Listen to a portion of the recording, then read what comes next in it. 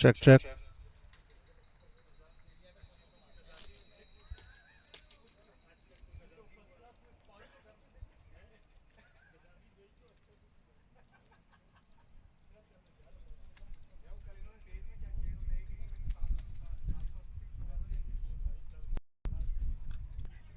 Check, check, 1, 2.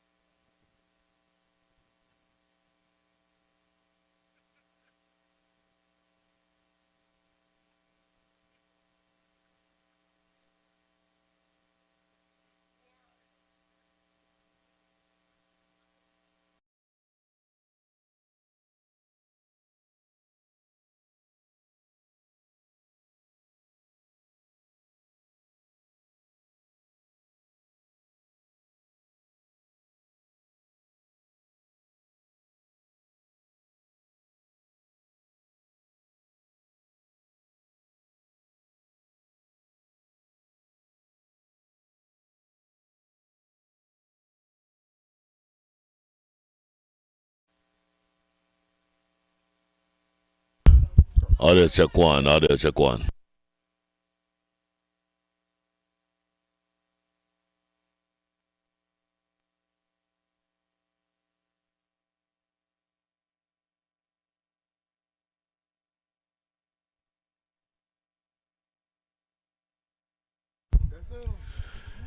Good morning, everybody. Welcome to the Atlanta T20 Open right here in the beautiful city of Atlanta, Georgia. You're watching the Kingsmen and Samp Army. The Kingsmen having lost the toss, Samp Army having won, and deciding to bowl. And I think they made a good decision to bowl under tricky circumstances. The outfield is a little thick, a little bit of dampness around, and the Kingsmen, who have a really strong batting lineup, are starting out relatively slowly here. We'll get to exactly what they look like in a minute. I'll go through the full scorecard, at least for the full list of players for you. For the Kingsmen, Martin Guptill, Sharjeel Khan, Chris Lynn, Milind Kumar, Saad Ali, Ramiz Raja, Hamad Azam, Hassan Khan, Harmeet Singh, Anwar Ali, and Pawan Suyal. That is your 11. And choosing to bowl were the Samp Army. The Samp Army's team is going to be presented to you shortly. But where we are right now is the fact that the Kingsmen have lost 3 quick wickets. Martin Guptill, opener, is still there, 22 from 20 with 2 fours. Sharjeel Khan was dismissed, 2 from 8. Chris Lynn, batting 1 down, 20 from 16 with 3 fours before he was dismissed by Obas Pinar. Milind Kumar was unfortunately dismissed also by Obas Pinar first ball. Saad Ali has joined Martin Guptill at the crease. So Martin Guptill 22 from 20, Saad Ali 4 from 4. An overall score. As of right now, we are 3 deliveries into over number 9. The score is 50 for 3. Dane Pete in operation into his second over, bowling to Saad Ali. Quick single taken there in front of the offside.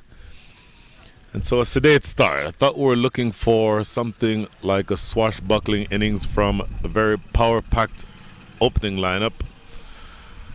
Martin Guptill 22 from 20, so tick over a run a ball, but Sharjeel Khan, who was one of the more explosive batters you'll see anywhere around, was dismissed relatively early. Chris Lynn started some fire while he was there, but dismissed as well. So Milind Kumar, after having been dismissed for the first ball, Saad Ali and Martin Guptill are both now trying to create some momentum, one would think. So 1 delivery remaining here in over number 9. Again, the Kingsmen were put into bat by Samp Army.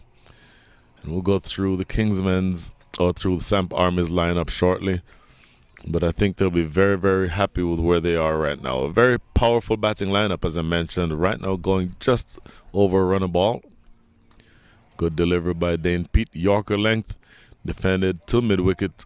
That is the end, I believe, of over number 9. In fact, we will see that that's the case. Yes, so 9 is finished.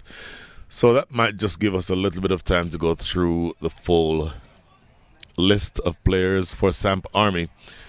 Samp Army is led by Andreas Gauss, who is also the impact player in this game, at least for the Samp Army.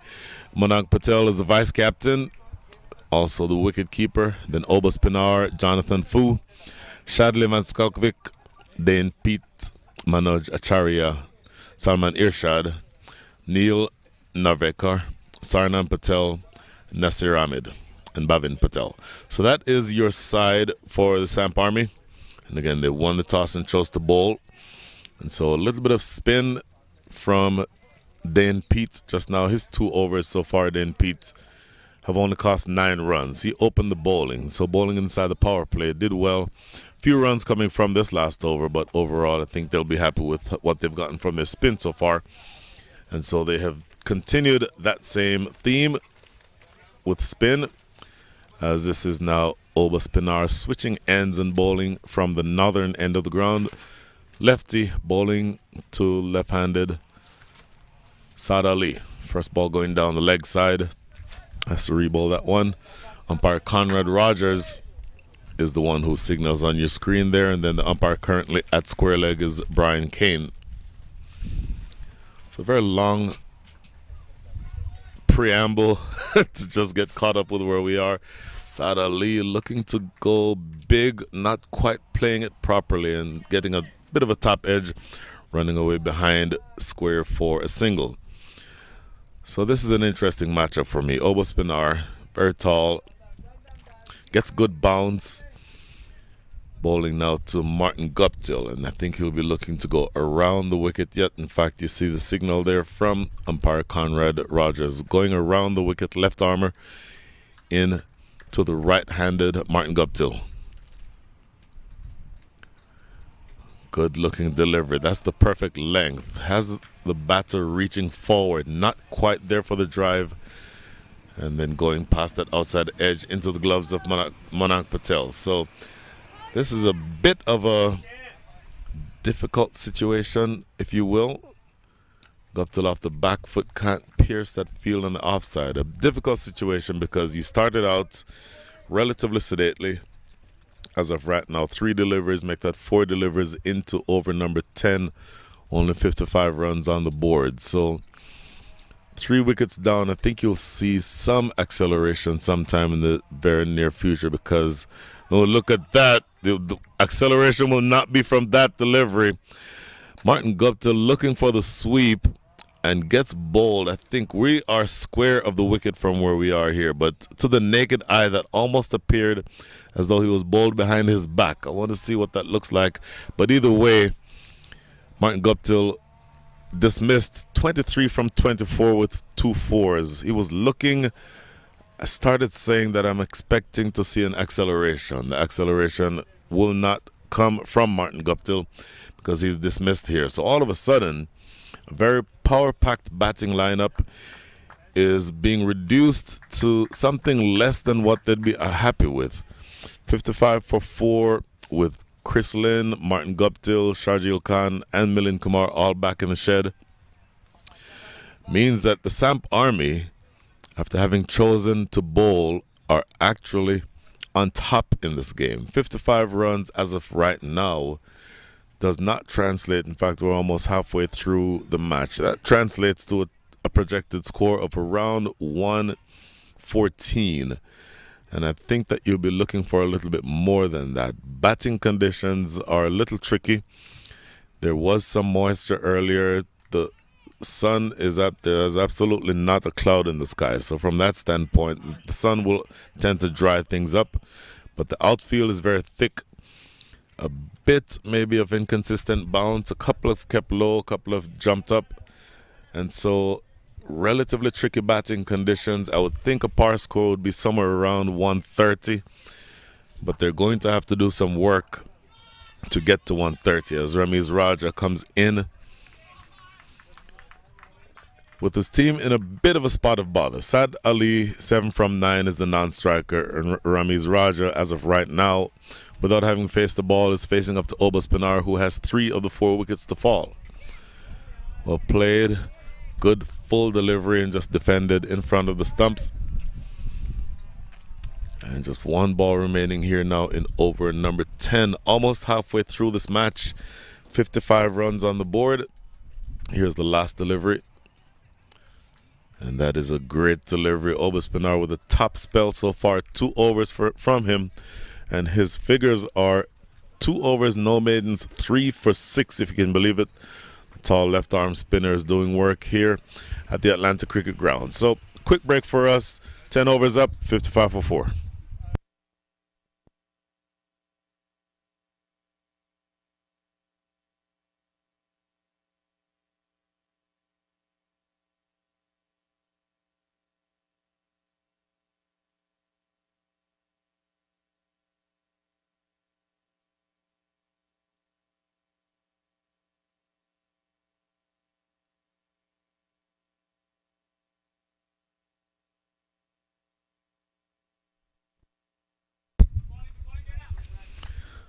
So we're starting the second half of this innings, I'm sorry.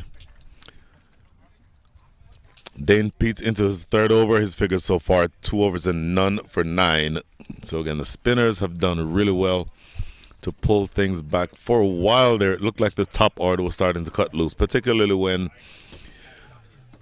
Martin Guptill and Chris Lynn were batting. But the spin has brought them back to the ground. And starting off here into the 10th over, the second ball from that over just played down to slip, take a quick single. And so looking for them to get caught up here. I think they're looking for as many ones as they can. Really just something to get the scorecard moving before the big shots come out. And so far it may be up to Saad Ali to start that acceleration, having been there the longest. That's a good delivery. Yorker length, then Pete making sure that you cannot get through him there. Good looking delivery. And once again, the spinners, to the extent that you have fast bowlers like Salman Irshad, just fresh off of his stint in the CPL with the Jamaica Talawas. Good spinners all around, but the good seam bowlers all around. But the spinners so far appear to have been the more effective of the bowlers on offer today. So far, the opening bowlers were Dane Pete and then Shadley Van Skalkvik. Bowled well for the first 2 overs. In the third over he bowled, he gave up 13 runs. So that was the most expensive over of the match so far. Salman Irshad I referred to earlier, 1 over bowled. I believe that they're holding him back for the back end where he's known for delivering those beautiful toe-crushing Yorkers. But then the spinners who came on, Oba Spinar, we talked about him, 2 overs, 3 for 6. And Bhavin Patel's 1 over has gone for 6. So I think you'll be happy with the spin attack that you have right now if you're captain Andreas Haus. Then Pete now into last over, or last ball of the over. And that's just stroked down the ground. It's a single to mid-on.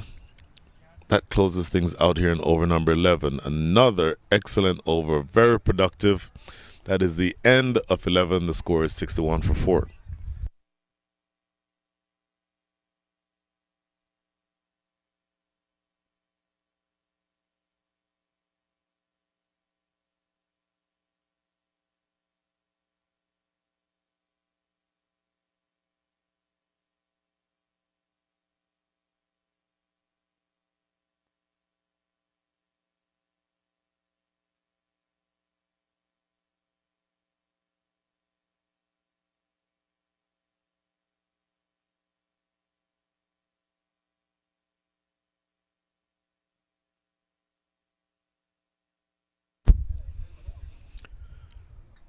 $61 for 4.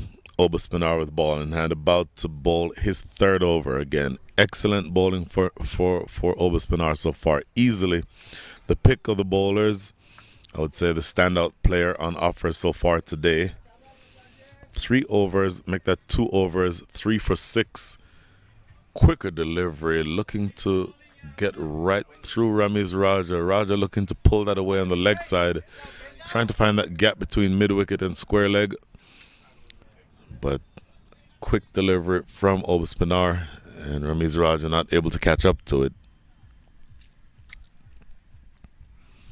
Slower through the air. He does again try to go in that direction, but because of the fact that Oba Spinar is changing his speed on his deliveries so effectively, it's just a mistimed shot to mid-wicket. So pressure is starting to build. The run rate is down to 5.38. That only projects from here to a score of 108. Again, I mentioned that par is probably somewhere around 125, 130. Look at that. Ramiz Raja looking to come down and go over mid-wicket. Gets a Q end off the bat. That went nowhere near where he was aiming.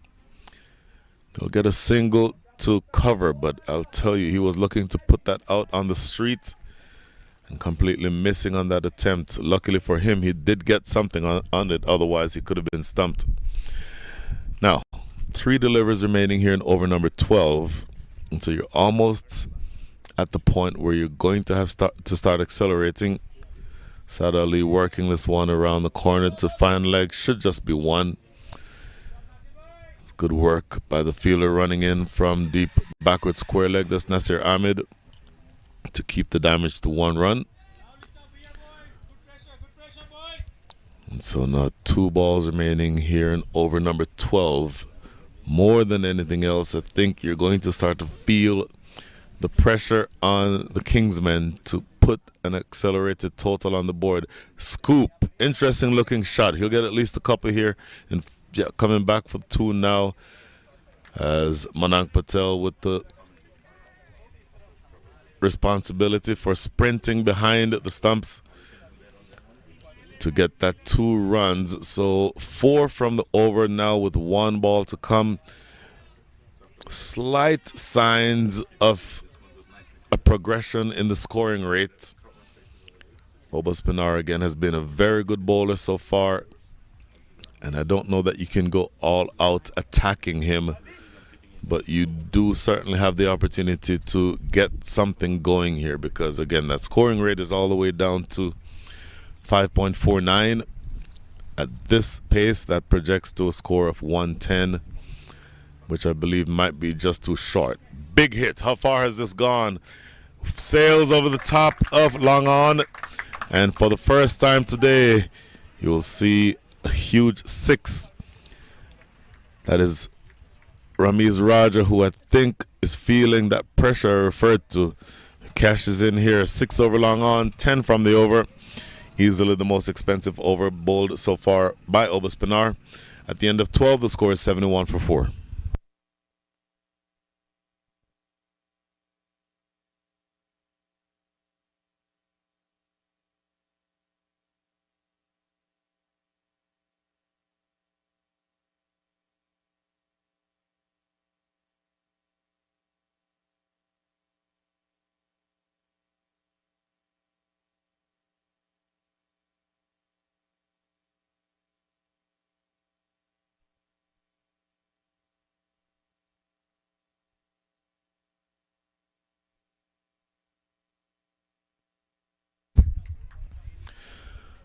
So 71 for 4.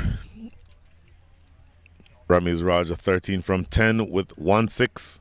Saad Ali 10 from 13. And the bowling, Dan Pete has been given a rest. He still has 1 over left. New bowler coming from the southern end of the ground, Neil Narvekar. And bowling to Saad Ali. Saad Ali again on strike, 10 from 13. Essentially has worked the ball around, trying to get singles so far. No boundaries from him yet. Right arm around the wicket. That is pulled just wide of mid-on. He'll get 1. Do they want 2? Only just going to get that 1.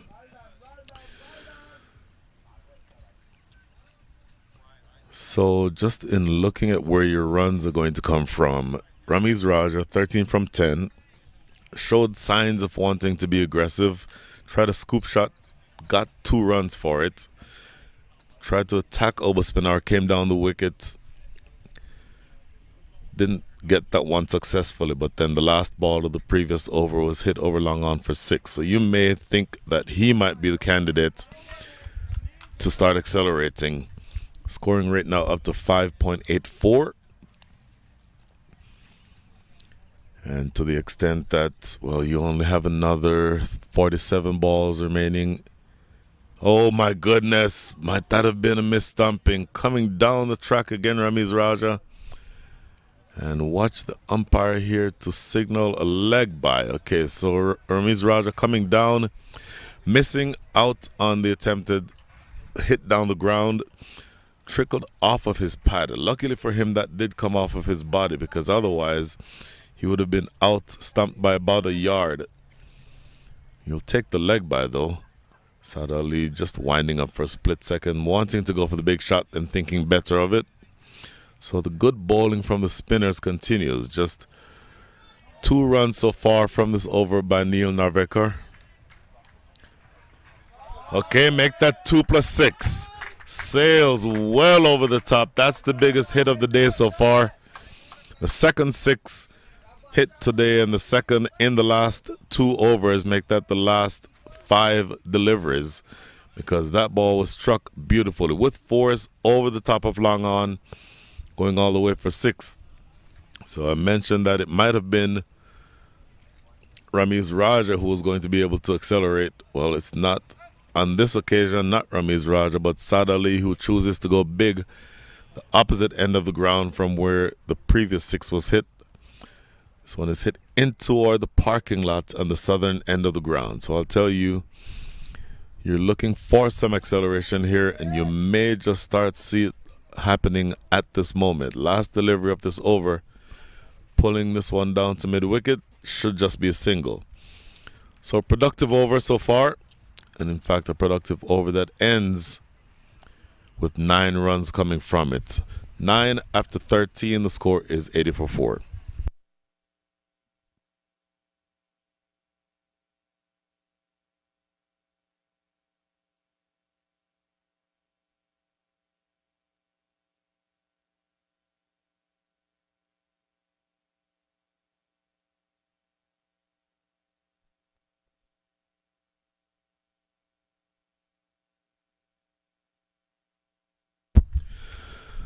So 80 for 4 after 13. Ramiz Raja 14 from 13 with a 6. Saad Ali now 18 from 16 also with a 6. So both now striking it just above the score, the strike rate of 100. We're down to the last 42 deliveries remaining in this innings. And if you're wondering where we're going to end up, currently the score is 80 for 4. The scoring rate 6.15 projects to an overall score of 123. If you are able to accelerate from that, the acceleration might look like the following. If you score 6 and over from here, here is essentially where you are now. 7 and over gets you to 129. 8 and over gets you to 136. And I think you're going to want something around 9 and over. 9 and over gets you to 143, but it will not be easy because this is Salman Irshad back into the attack. Definitely a specialist death bowler. He played that role in the CPL for the Jamaica Talawas, and he's very quick and he's able to get that ball right in the block hole. A really good, skillful death bowler.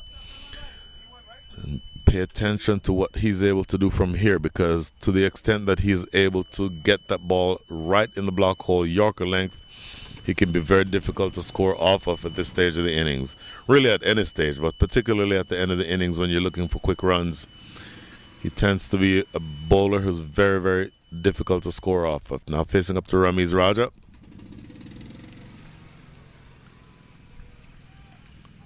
Defended in front of cover for a single. So a sedate start, 2 singles. I don't know that you want to take very many chances to attack Salman Irshad. You will get some deliveries to hit eventually, but I don't know that you look to attack him at this stage in over number 14. He will probably bowl over 16 and 18 as well. He has bowled 1.2 so far. Came in bowling the 3rd over of the innings. This is now over number 14, and he will likely bowl his spell in the ways that I just said. That struck hard past a diving fielder inside the circle. That is Dane Pete, who has that ball pass inside of him. Not able to get to that one, and it rolls all the way across the turf for 4. So again, he's not going to be easy to score off of. So if you get something that you can drive down the ground, it's good for you to take advantage of it. So that's exactly what Saad Ali does here. Saad Ali now up to 22 from 18 balls faced. His next delivery, short delivery, also took pace off of that one. The traditional slower bouncer, if you will, and just helped behind square for a single. So 7 from the over so far. The scoring rate, yes, at this stage it's starting to pick up, and you get the sense that it might be about the time where that acceleration that we talked about starts to take shape. Right-hander Ramiz Raja back on strike at this point. So 2 balls remaining here in over number 14. So look at where the field is. I think they're expecting something short, and that's exactly what they get. Pulled away into the deep mid-wicket. Fielding that one on the boundary, just a single there. So I mentioned the field. There's a fielder now for the left-handed Saad Ali. There's a deep mid-wicket. There's a backward square leg. So the presence of those two fielders tells me that there's always the possibility that he can go short. But it's also the case that there's a long on. Long off is inside the circle, so he's at mid-off. Next delivery, slower through the air again, and this is played in front of the stumps. Quick single taken toward cover, so a productive over again. 9 coming from that over, 37 coming from the last 5. So a bit of acceleration being attempted here. After 14, the score is 89 for 4.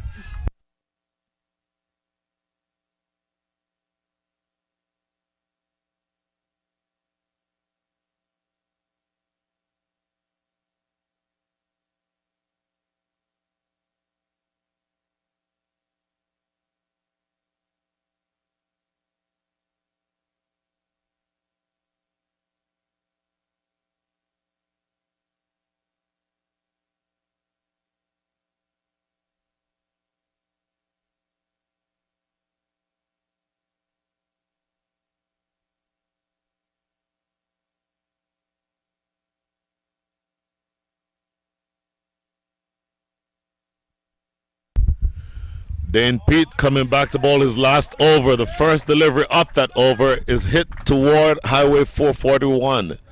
That is a big hit over the fence, going into that area well wide of mid-wicket for 6. So Dane Pete's spell so far, 3 overs, none for 15. So he was going at 5 and over. But the very first delivery of that over number 15, his 4th, goes for half a dozen. So that takes you more toward a more competitive total. Again, I'm always anticipating that that acceleration is going to happen. And that's exactly what you get the sense is starting to happen now. So this team, we mentioned who all the players are on this team. They bat very deep. And so even though they've lost 4 wickets, you're still in the position where you're the batters to come and the ones at the crease have capability anytime that you want to. Accelerating, lofted in the air. Oh, that lands just in front of the fielder running in from the boundary. That's a good looking delivery, taking the pace off, and that one not carrying to that fielder all the way down, coming off the ropes.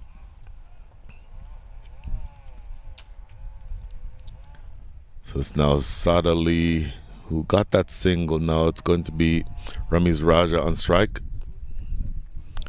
Then Peter around the wicket. Oh my goodness. And again coming all the way down, missing out on the attempted hoik. And let's see if this came off of anything. In fact, it did not. No signal from umpire Brian Kane. So obviously that came off the under edge. And they ended up with another single. But Ramiz Raja looking to take the attack to the spinners. Come down the wicket a number of times now, not having gotten a clean strike on any of those attempts. But he definitely is changing the conversation there. This one is pushed into the offside for a single. 2 balls remaining here in over number 15. Dane Pete again has just 2 balls remaining in his spell. This is his last. And with the right-handed Ramiz Raja back on strike, who has shown signs of being aggressive, looking to use his feet to get after Dane Pete. Let's see what happens here. Full toss. That did not go where he was looking to play it. It's going to go away for 4 though. And the conversation now is going to be whether or not that was a no ball. No signal from umpire Conrad Rogers. Full toss from here looked very close to being a no ball, but umpire Conrad Rogers, I think, is of the opinion that that might have been dipping, so it didn't quite get to Ramiz Raja at waist height. Of course, if you're not sure about the rules of cricket, a full toss that gets to the batter above waist height is a no ball and illegal delivery. then Pete may have just gotten away with one here. And played this one down the ground. This is going to be a single to Obaspinar coming off the boundary. And that is the end of over number 15. Again, a very productive over. 14 coming from it. The end of 14, make that the end of 15. The score is 103 for 4.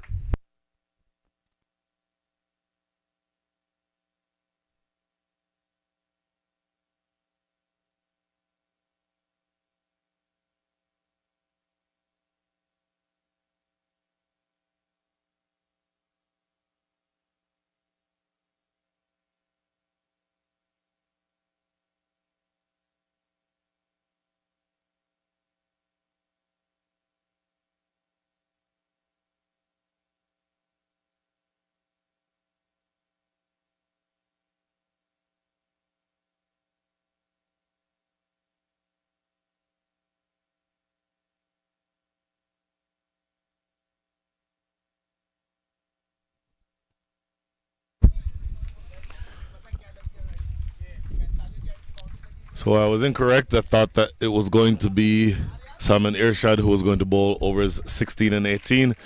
But we'll go back to Obaspinar for his last over. This ball is outside the line of off stump, too far outside the line for the liking of umpire Conrad Rogers. So far, Obaspinar 3 overs, 3 for 16. Shortish, but missing out on this attempted slog sweep is Ramesh Raja, so that's a good delivery by Obaspinar because he saw what Ramesh Raja was trying to do, held the length back just a touch, and the attempted slog sweep is missed. Pushes this one, tries the late cut. So good bowling here by Obaspinar, changing things up. Every delivery is different from the one before it, so this is a good way to start.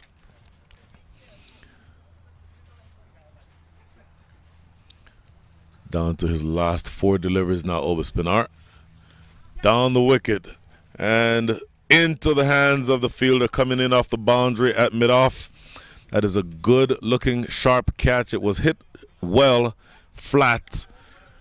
And that does not, it's not an easy catch to take, but Shadley Van Skalkvik coming in from the boundary at long off, taking that one maybe right around 40 yards off the bat. He was about 10 yards outside the circle when he caught that. So a good looking piece of fielding by Shadley Van Skalkvik that results in a wicket. And again, Obaspinar with wicket number 4. Look at this. Again, all of the damage so far has been done by the spinners. And in fact, Obaspinar has been the one who's taken all of the wickets to fall today. So excellent bowling by the tall former South Africa professional player. Makes his living these days, of course, right here in the U.S. Played in the recently completed minor league season. The U.S. minor league season ended on Sunday in Grand Prairie, Texas, won by the Dallas Mustangs. Different kettle of fish here because we're playing a franchise-based tournament, the Atlanta T20 Open. And now with 2 balls remaining, make that 3 balls remaining here in over number 16. And my apologies, I just said 4 wickets to Obaspinar, but they're 5 wickets down. So there was an additional wicket taken by one other bowler. That would be Shadley Van Skalkvik. The new batter is going to be Hamad Azam. Hamad Azam is the captain of the champion Dallas Mustangs that I just talked about. But he has a completely different assignment here. His job is sometime in the next 27 deliveries is to score as many runs as he can. And he tries to paddle sweep around the corner, immediately getting off the mark, as I believe that came off of the glove. So 2 deliveries remaining here in over number 16.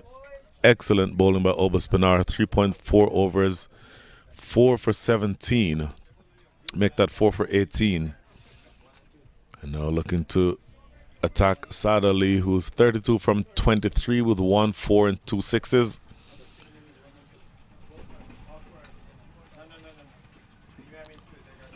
Dropping this one down to short third.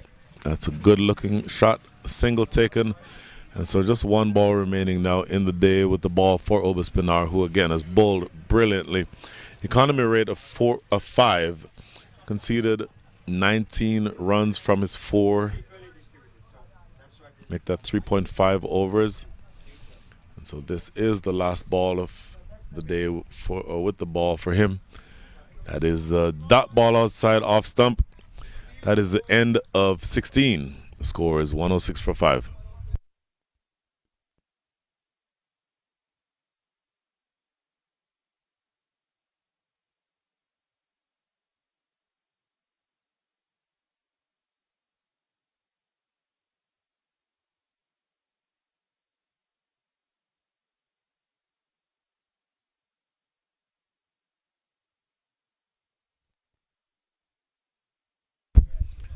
So last 24 balls about to be bowled. 106 for 5, so that scoring rate is up to 6.63. This exact scoring rate projects to 133. If you get up to 8 and over, you're at 138. Get up to 9 and over, 142. Get up to 10 and over, you're at 146. So that gives you a sense of what the projected scores might be. Now, change in bowling from the southern end of the ground. This is going to be Neil Nevarkar, I believe. Coming into bowl again. Now looking to get at Hamad. In fact, it's Saad Ali who's on strike, the left-hander. Saad Ali is 33 from 24. Okay, my apologies. The new bowler is going to be Manoj Acharya. He's bowled 1 over so far, conceded 8 runs. And now bowling to Saad Ali.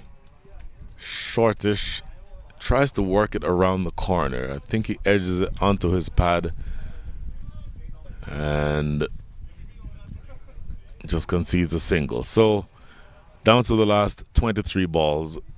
Manoj Acharya 1 over, and after that ball 1.1 overs, none for 9 are his figures. Obaspinar is done. He'll end his day with the ball 4 for 19. Excellent figures. I would suspect that overs 18 and 20 would be bowled by Salman Irshad. Now with Hamad Azam on strike, look for him to try to cash in here, because it would be easier to score off the other bowlers than it would be Salman Irshad. It's going to be a leg by. Half-hearted appeal for LBW. Brian Kane immediately shaking his head, not out. So, couple of, in fact, no signal there by the umpire. So I thought that was going to be a leg by, but he obviously got an edge onto that. So 2 singles to start over number 17. Saad Ali, 34 from 25 with 1 4 and 2 6s. And the right-hander bowling around the wicket. Oh, coming down, looking to go big over the leg side and missing out on the attempted hoik. So this is good bowling at the death by the Samp Army. The Samp Army, again, winning the toss and choosing to bowl. And under these conditions, I suspect that batting is better for the team that is batting second, that is chasing. And they're doing a really good job holding things back here. A huge attempted drive is missed by Saad Ali. So yet another dot ball. Just 2 runs already from over number 17. So you're starting to run out of delivers here if you're the Kingsmen. Down to the last 20. And Manoj Acharya doing just enough to keep the ball out of the hitting zone of Saad Ali.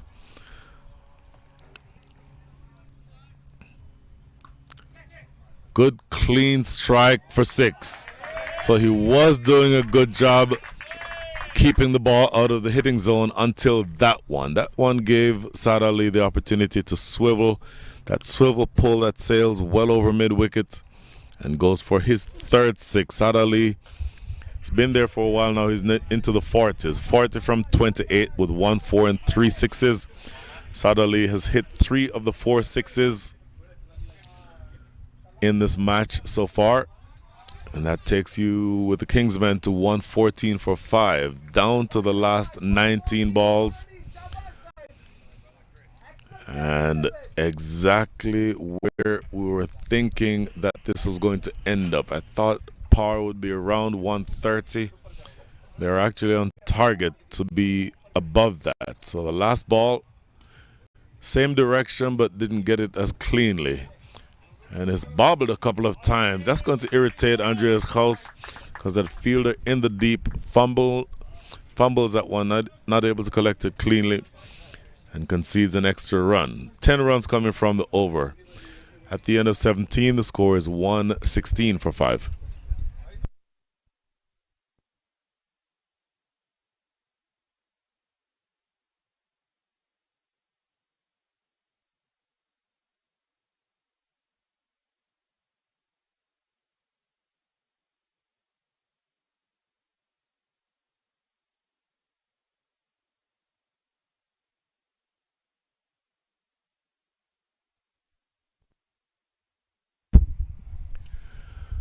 So, Salman Irshad with the ball in hand at the top of his mark. He'll be looking to bowl to Hamad Azam. And again, given that it is difficult to score off of Salman Irshad, I thought that they might attack the other bowlers. And they got a few runs that time from that last over, with Manoj Acharya going for a few. And Salman Irshad now into the 18th. Short delivery. Where does this one end up? That might be wide. Nope, no signal.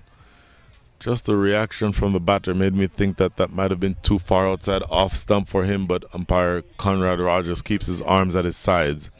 So good start. Again, if you're always getting short or Yorkers from Salman Irshad, when you get that short delivery from him, that sometimes can be something that surprises you. So good start to the over. Here's the next delivery. Another short one, and it's helped around the corner for a single. Down to deep fine leg. So once again, Salman Irshad, very well known for delivering those Yorkers, perfectly landing them on the popping crease. But if you're looking for that, then that is the type of delivery, that short ball, that can get you off of your game. In other words, it can surprise you. By the way, Conrad Rogers, they're signaling that that's the one short ball for the over. So you're not going to see anything that type of length. And I'm thinking in recognition of that fact, fine leg is now inside the circle. So you're looking for something full and straight. Oh, he goes full. Big swipe by Saad Ali, misses out. This may be biased. Let's see what signal is from. Yep, there's a signal from umpire Conrad Rogers, a bye. That is actually very well bowled. Knows that he has to bowl it full with the field that he had set. So Salman Irshad getting that one past the attempted swipe by Saad Ali. So good over so far. 3 deliveries from it, just a single and a bye. So 2 runs in those 3 balls. Here's the next delivery. There's a Yorker we're looking for. Stroke down to mid-off. Just a single. You cannot do much with those types of deliveries. And though Hamad Azam is a very powerful striker of the ball, if you don't have the length to get under that ball, then there's not much you can do with it other than push it to mid-off, which is what he just did. So 1 ball, make that 2 balls remaining here now over number 18. Saad Ali, 42 from 30, 1 4 and 3 sixes. Oh, great delivery, but an even greater shot. That is really well played. That was a perfect Yorker length, but the line was just outside the line of off stump, and he played a perfectly executed late cut, if you will. Just playing that ball very late, and just getting it so fine that it just goes past Madank Patel behind the stumps, and it races down to deep third for boundary. So good looking shot. That is not an easy shot to play. Pulls it off to perfection. So 1 ball remaining now here in over number 18. And score now up to 123. Salman Irshad. Last ball. Slower and lofted in the air, deep and gone for 6. Look at that. With that stroke, Saad Ali gets to 50. 52 from 32 with 2 4s and now 4 6s. And Sada Lee is responsible for the Kingsmen now looking a lot better than they did several overs ago. That is the end of over number 18. 13 coming from that over. 49 from the last 5 as that acceleration is well and truly underway. 129 for 5.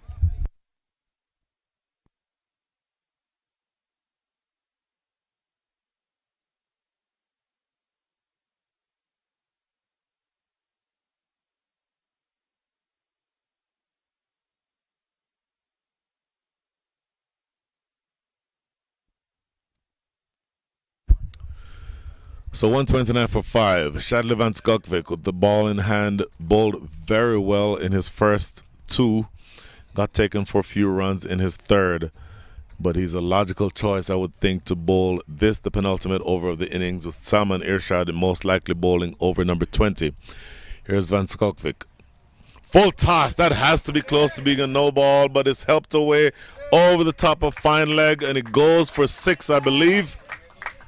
It does go for 6, but the signal from one umpire is what you were looking for. You got that from Brian Kane signaling 6. Signal from the other umpire did not happen. His arms stay at his side, Conrad Rogers. So again, with that full toss, for a split second, you might have thought that that would have been a no ball. It was not called a no ball. So you're lucky from that standpoint if you're the Kingsmen, because make that the Samp Army, because had that been a no ball, of course it would have been a free hit. But here's the next delivery by Shadley Van Skokvik. Hammered. Oh my goodness, that is a huge hit. Right down the ground. That's exactly what you're looking for at this stage of the innings from Hamad Azam. As I mentioned, he is a big, big hitter of the cricket ball. This first 2 deliveries of this over number 19 both go for 6. All of a sudden, you're up to 141. And with just 10 balls remaining in the innings, things could get out of control here. Short and 6 more coming right in our direction. And goes, oh, look at that spectacular catch. One-handed catch. But I'll tell you, if the one who's taking catches is Coach... If your coach is taking catches, that is not a good sign. If you are the Samp Army, the first 3 deliveries of this over go for 6. Hamad Azam looking to be the destructive hitter that he is. And now with just 9 balls remaining, Shadley Van Skokvik is under pressure because Hamad Azam is getting stuck into him. By the way, the score now up to 147. Quick word to Shadley Van Skokvik from Dane Pete, coming in to offer some assistance or some advice. Here's Shadley again. This one is going to be worked away for 4 more. So Shadley goes short, looking to attack him with that short delivery, but Hamad Azam, quick as you like, onto the back foot and getting it. Not hitting it cleanly, has to be said, but doesn't matter. They will come any way that they come. And Shadley Van Skokvik getting that one clipped away behind square for yet another boundary. So 22 runs coming from the over so far, with 2 still to come. This is easily the biggest over of the innings by some distance so far, and we still have 2 balls to go. So now pay attention to how Shadley Van Skokvik closes out here. 150 is now up, by the way. And for a while that score was lagging down, trending somewhere around 120. But Hamad Azam has other ideas. Wraps him on the pad. So for the first time in this over, he'll get a leg by. And it does not cost you a boundary. And so the last ball to be bowled now in this over will be to Sada Lee. Shadley Van Skokvik, first 2 overs went for, I believe, 5 runs between them. Third over went for 13, but this over so far, 23 with 1 still to come. Here is that last ball. Driven, but there's a sweeper on the cover boundary, and that's the only run that they'll get. An expensive over, though. 24 runs coming from it, 23 from the bat and a leg by. So at the end of 19, Kingsmen are sitting a lot prettier than they were several overs ago. They're 153 for 5.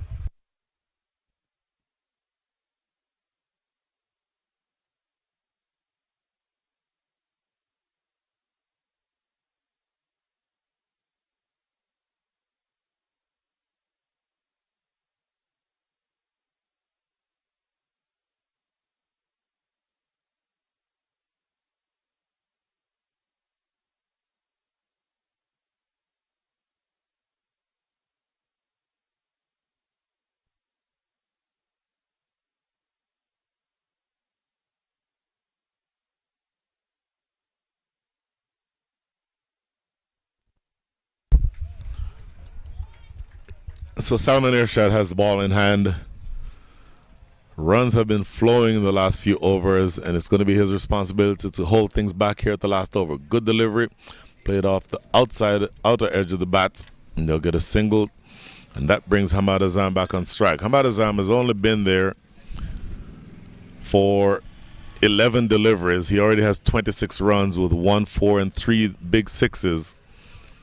And it will be interesting to see whether or not he can attack Salman Irshad here. And essentially at this stage, you have nothing to lose, only another 5 balls to go, and he's naturally an aggressive hitter anyway. So you're going to look for him to continue trying to push towards something aggressive. Already 153 on the board. And facing now up to Salman Irshad. There's a Yorker. That doesn't go where he wanted it to. That's sliced off the edge of the bat and dropped at short third. That should have been taken, one would think. Looking, in fact, Andreas Haus is the captain who, for a split second, you thought might have been able to catch that.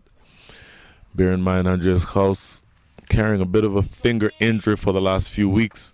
That may have been the reason why that was not taken cleanly.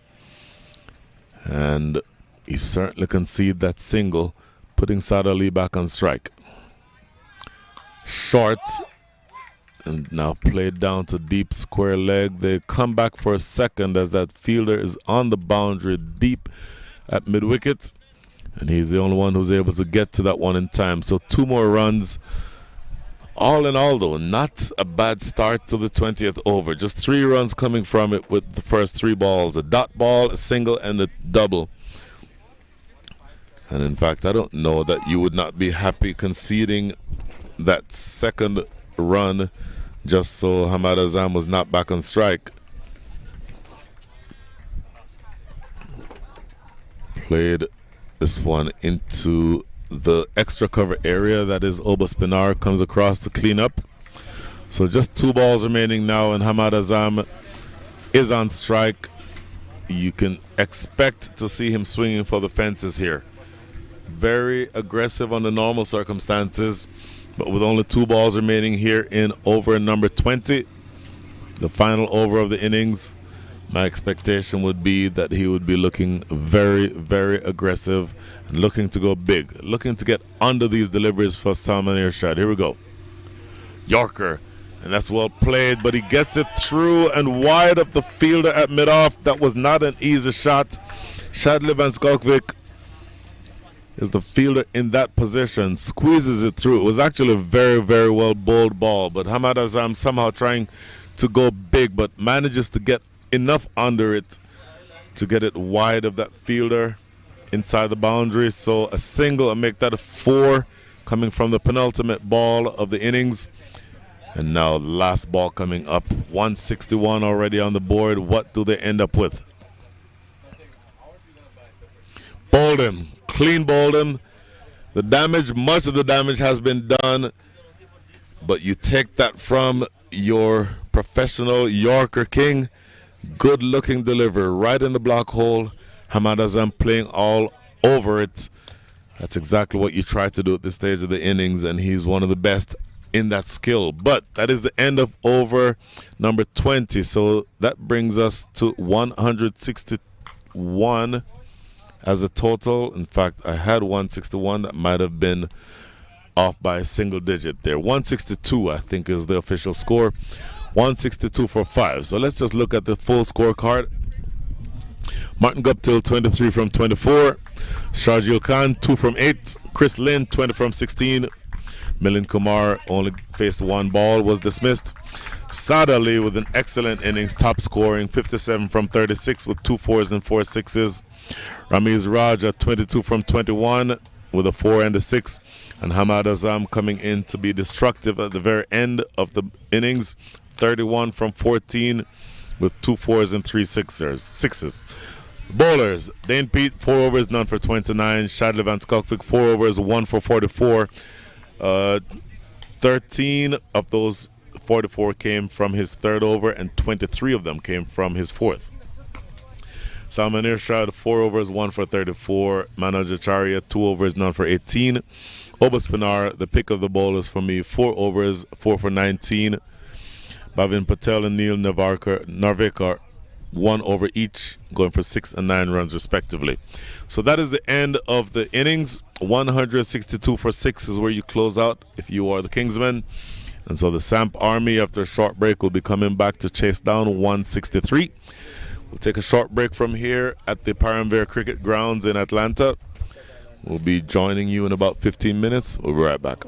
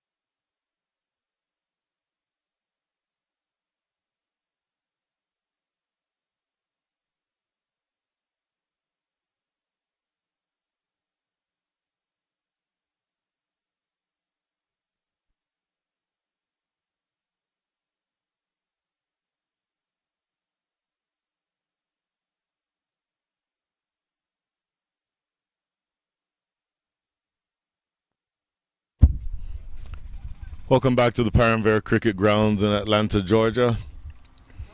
This is a 2023 Atlanta Open featuring the Samp Army versus the Kingsmen. The Samp Army won the toss, bowled well for probably 14 overs, but then got taken apart at the end of the over or the end of the innings by the lower middle order for the Kingsmen, particularly Ahmad Azam, Saad Ali, and Ramiz Raja. Did well to push them towards something like a competitive total. I think more than competitive, actually.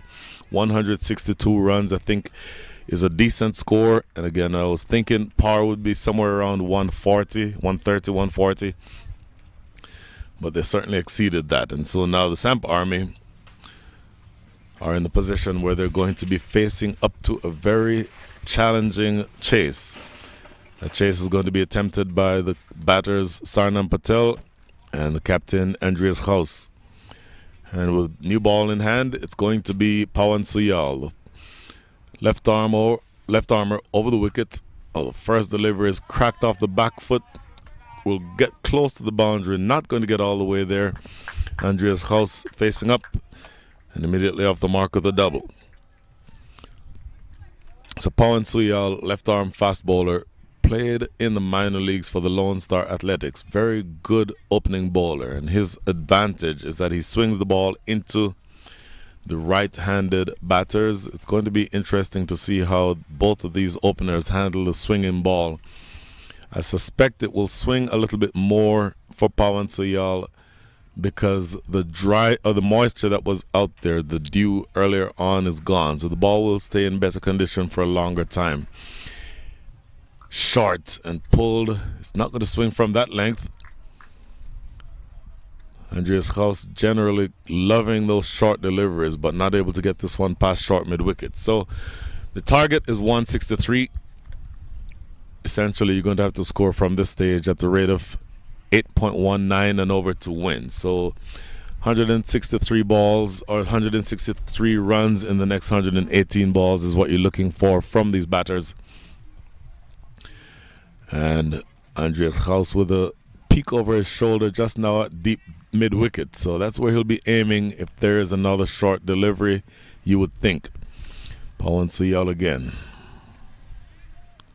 Hammers it in that same direction. That's exactly where he was thinking of playing, because he knows that with the field set up, at some point there's going to be a short delivery, at least another short delivery. And he was ready for this one, spanking it well in front of square. 4 more runs to Andreas Haus, who has all 6 runs to be scored in the innings so far. He's faced 3 deliveries. And again, if you're looking to go at the rate of 8.19 and over, you don't necessarily need you're not to the stage where you need a boundary every ball or every over. But if you have scoring opportunities, particularly during the power play, it's to your advantage to take that opportunity to score those runs. Full off the outside edge, goes down to deep third for a single. So for the first time, that will bring Sarnam Patel on strike. Sarnam Patel looking to this time take advantage of the opportunity to score inside the power play overs. So looking at the field, Sarnam Patel is a left-handed batter.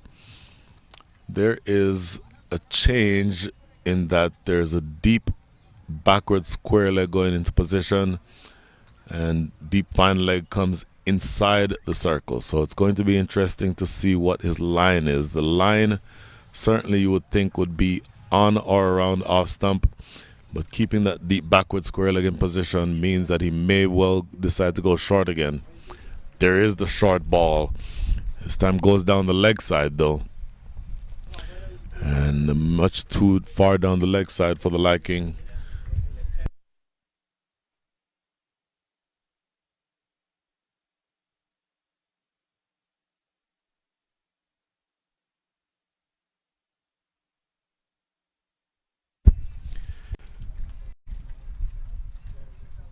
So that ball fired down the leg side. 2 legal deliveries to come.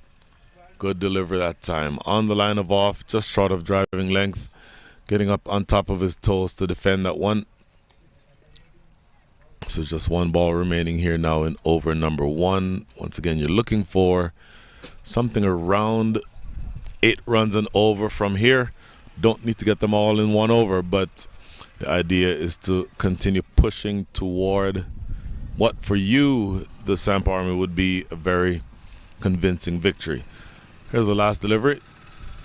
Played off the back foot. That is played directly to that fielder, backward point, no run. So an expensive 3 deliveries, but he closes out well. And at the end of 1, the score is 8 without loss.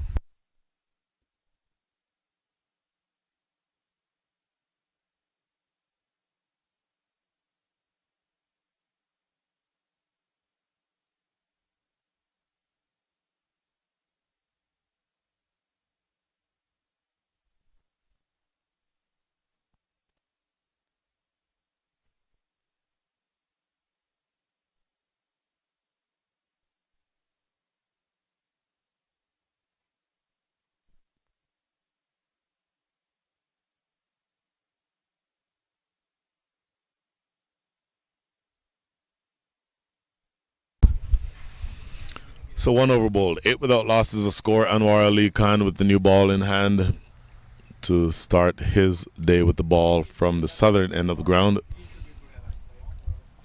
He'll be bowling to Andreas Gauss. That length is going to be key here because Anwar Ali is a very quick bowler, hits the deck hard, but if he decides to go short, those are the types of deliveries that Andreas Gauss loves. And in fact, the field would seem to indicate that at some point you'll see a short delivery because this is Martin Guptill, the former New Zealander, who is right in front of us at deep square leg. Fielder also at deep third, so that length seems to be one, or at least would seem to be the case, that at some point you'll see a short delivery from Anwar Ali. Here he is now bowling to Andreas Gauss. Full. Driven to mid-off for no run. It's a good start. Anwar Ali again, very quick. I don't know that this is exactly accurate, but if I were to find out that he was the quickest bowler on offer today, I would not be surprised. He genuinely bowls quickly, and it's going to be interesting to see how quickly he gets up to top speed, because that first delivery was, I would think, about 75% of the pace at which he can bowl. Very powerfully built too, strong shoulders, very full, driven into the offside. So not choosing to go short yet, but effectively you're trying to limit the scoring. Of course, you're inside the power play overs, and so the first 6 overs, in other words, the first 36 legal deliveries, you can only have 2 fielders outside the circle. I mentioned where those 2 fielders are. Martin Guptill is here in front of us at square leg, and there's a man at deep third. Everyone else inside the circle, so that definitely presents scoring opportunities. Let's see to what extent you can take advantage of them if you're Andreas Gauss. 3 dot balls on the trot. This is a good start.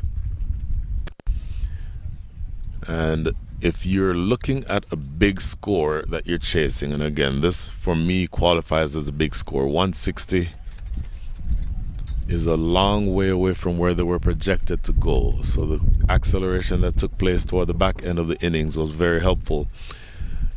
And so if you're looking at a chase of about 160, you know that you need to consistently score. You know that the scoring rate has to be around 8 and over. So 3 dot balls in a row creates pressure. And look to see how Andreas Gauss handles that pressure from here.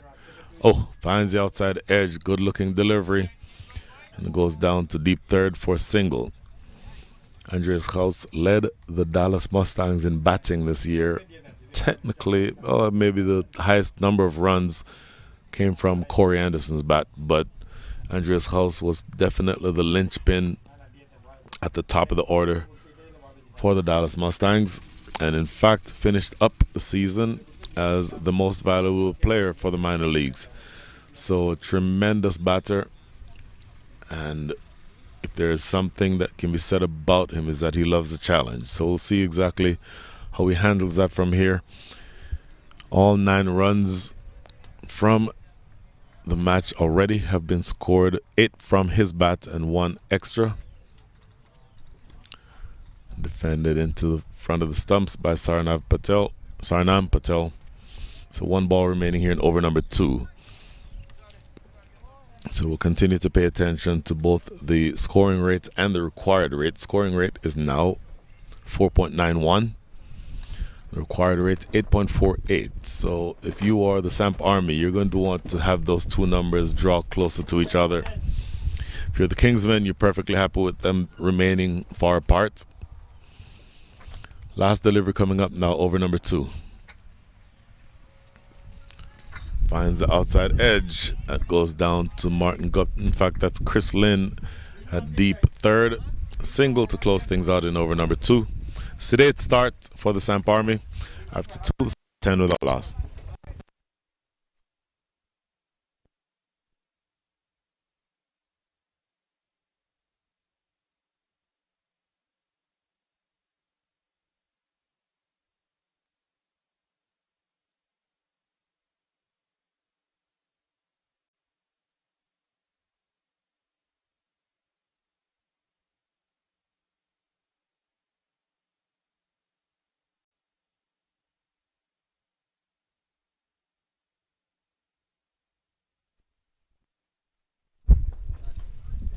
So this is the Paramvere Cricket Fields, the site of the 2023 Atlanta Open. A fantastic facility, relatively new.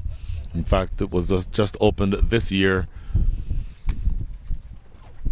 The owner is Jayesh Patel, and he has done just an absolutely spectacular job in putting together a really amazing facility. We'll talk more about the facility in a minute. The wind is now picking up. Short delivery into Sarnam Patel, who just gets up on his toes to defend for no run. Pawan Suyal starting out his second over. First over only going for 8 runs, 6 of which came from the first 3 deliveries in that over. So he closed out the over better than the way he started it. Anwar Ali starting with a relatively sedate over, only 2 runs coming from it. Short, pulling it around the corner.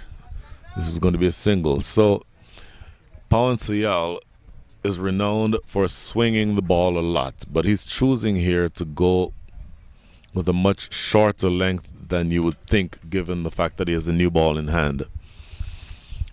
Looking to attack the body of both of these batters, and I suspect that if he continues along those with that same mindset, Andreas Haus is somebody who likes the ball short and is able to play huge shots on the leg side.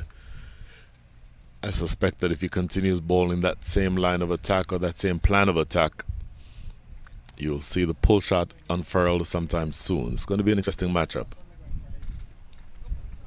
Nope, goes full. And this one is driven to mid-off, no run. Pawan Suyal representing the Lone Star Athletics from the minor leagues, and I especially mentioned that Andreas Haus is a member of the Dallas Mustangs, so both of those teams would have matched up a number of times in this recently completed minor league season. State of Texas, home of 3 of the minor league teams, along with the Houston Hurricanes. Now there's that short ball, and it gets spanked into the deep and goes all the way for 6. So that short delivery eventually was going to be punished, and he pulled that. He was so quick onto that ball that it went almost to a wide cow corner position. So a short ball that threatens the batter usually gets played somewhere square of the wicket, maybe even behind square. But he pounced all over this one, so ready for that short ball that it went to cow corner. So that is the type of shot that Andreas Haus can play, because he is absolutely murderous on anything that is too short. And I think you'll see him continue to capitalize on any of those scoring opportunities because he generally is somebody who can get those away without much fuss. And he is an impact player, both in the generic sense of the word, in addition to the designation for this game itself. So, last 2 balls coming up here. 7 runs already on the board. Played away beautiful into the offside, but this is fielded properly at backward point. I believe that is Saad Ali. Nope, apologies. That was Hassan Khan who jumped all over that one. One of the best fielders that you'll see around anywhere. Typically, your best fielders are somewhere right around backward point in that area.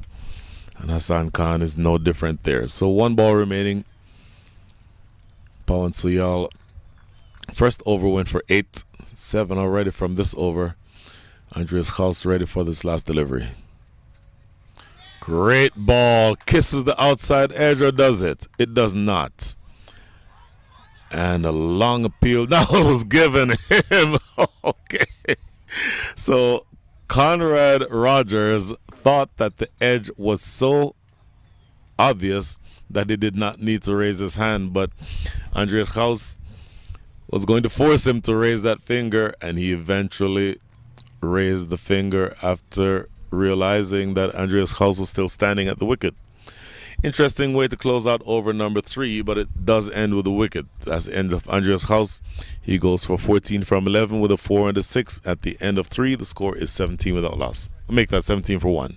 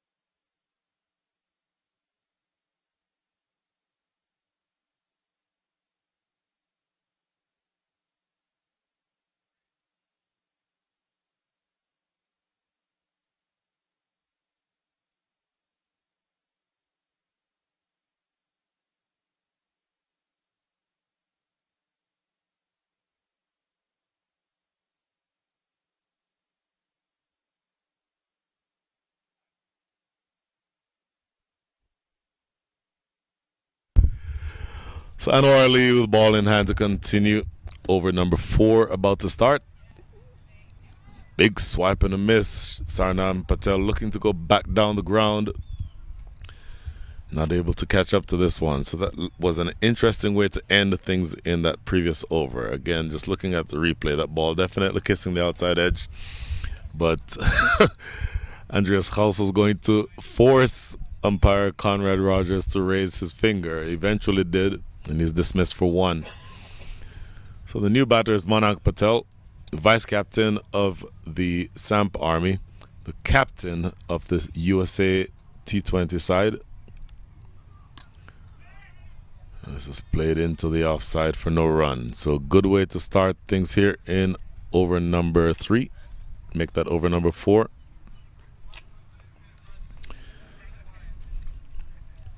And Sarnam Patel 2 from 6.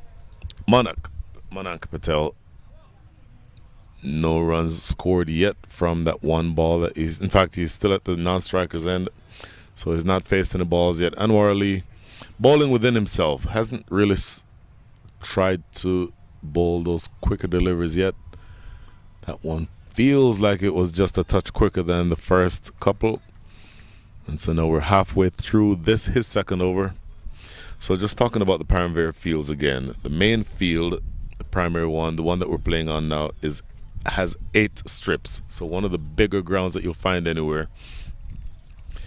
And 2 of the fields here are at the ICC level, according to owner of the facility, Jayesh Patel. Located right here in Rydal, Georgia.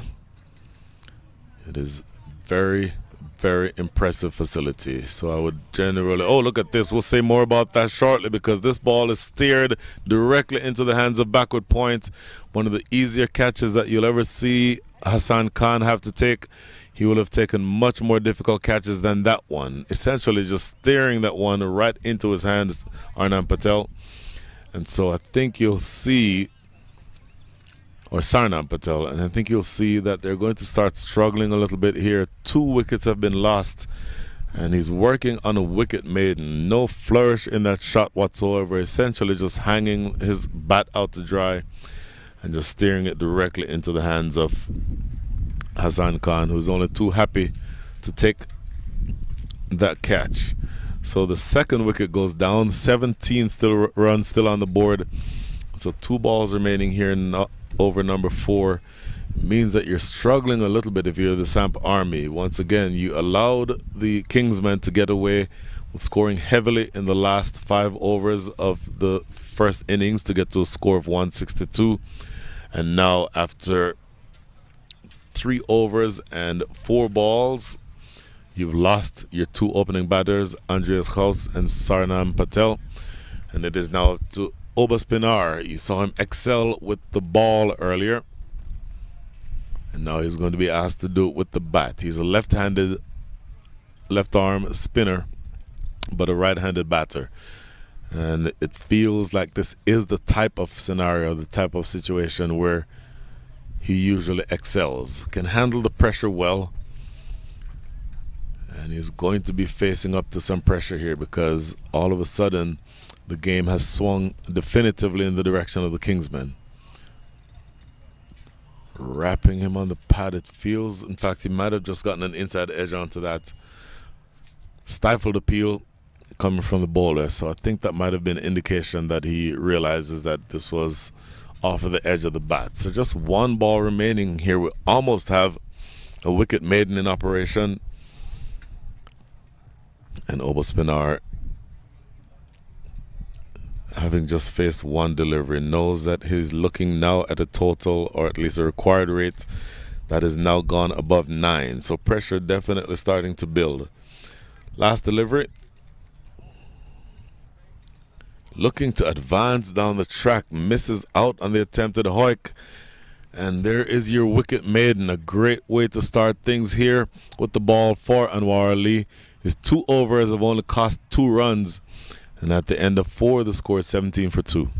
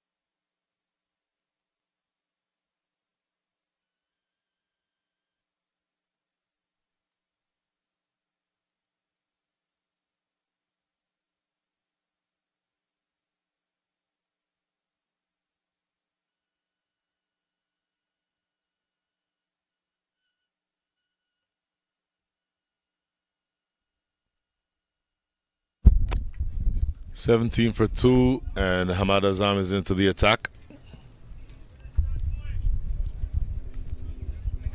Hamad Azam playing the role of first change bowler, played that same role for the Dallas Mustangs this year, and can be a very effective bowler. Bowls, doesn't generally open the bowling, but when he does bowl, it's usually still inside or close to the end of the power play. So it'll be interesting to see if he's able to do what he's ordinarily able to do, which is bowl that heavy ball and keep the scoring down. So, starts off with a couple of good deliveries, one that was a dot ball and the other that got helped down to deep square leg for a single. 18 for 2. You need another 145 runs, and you need to score them in 94 balls. So the difficulty in this chase starting to become apparent, because that scoring rate is now up to 9, or the required scoring rate is up to 9.26. And once again, if you are the if you're the Samp Army, you want those two numbers to continue coming closer to each other. Looking to work this off the back foot, not able to get that done, but I will tell you that ball was eventually they run through for a leg by, but that very easily could have been a run out. Hassan Khan coming in, swooping in from the covers, and not able to get that one. You saw the reaction on his face. He thought he should have picked that up cleanly, but it does go for a leg by. But again, a good start here with the ball by Hamad Azam. And we're almost getting close to the back end of the power play. This is stroked wide off mid-on. That is Harmeet Singh in that position. So you're getting those runs in singles, but each time you get a single, it makes the required rate go up. Required rate now up to 9.33. Actual scoring rate is 4.29. So you're not scoring anything near at the rate at which you need to score from here to win this game if you are the Samp Army. So at some point you need to start pushing toward consistently scoring enough to keep you within range. Slower delivery, lofted in the air, catchable. Harmeet Singh, the sun is there, and he takes the catch. That was not easy. I'll tell you, he was fighting the sun the entire way. One hand in the air, shielding it from the sun, and then judging it to perfection to make sure that he catches that ball. So that is a brilliant piece of work in the field by Harmeet Singh. And I'll tell you that you can see how difficult that was. That ball was lofted in the air. In fact, it has to be said also, beautiful slower delivery. Had Obaspinar playing out in front of it, and that is exactly why that was the opportunity for the catch came about, because of how well that ball was bowled. Held it back just a little bit of pace off. Had Obaspinar playing too early, and the ball going skying in the air, and from that angle you see that always was going to be a difficult catch, but it was snapped up very easily. Maybe not easily, but snapped up very expertly by Harmeet Singh. So that is a third wicket that goes down. 3 wickets inside the power play is a horrible way for you to start your innings. And Harmeet Singh with a brilliant catch. Hamad Azam, the beneficiary of that great piece of work. Now here he is bowling to the new batter, Jonathan Fu. Oh, finds the outside edge, goes down to deep third for a single. So great start with the ball for Hamad Azam. 1 ball remaining here in over number 5. And in fact, nope, that is the end of the over. So great over by Hamad Azam. The first over yields a wicket. At the end of 4, make that the end of 5. The score is 21 for 3.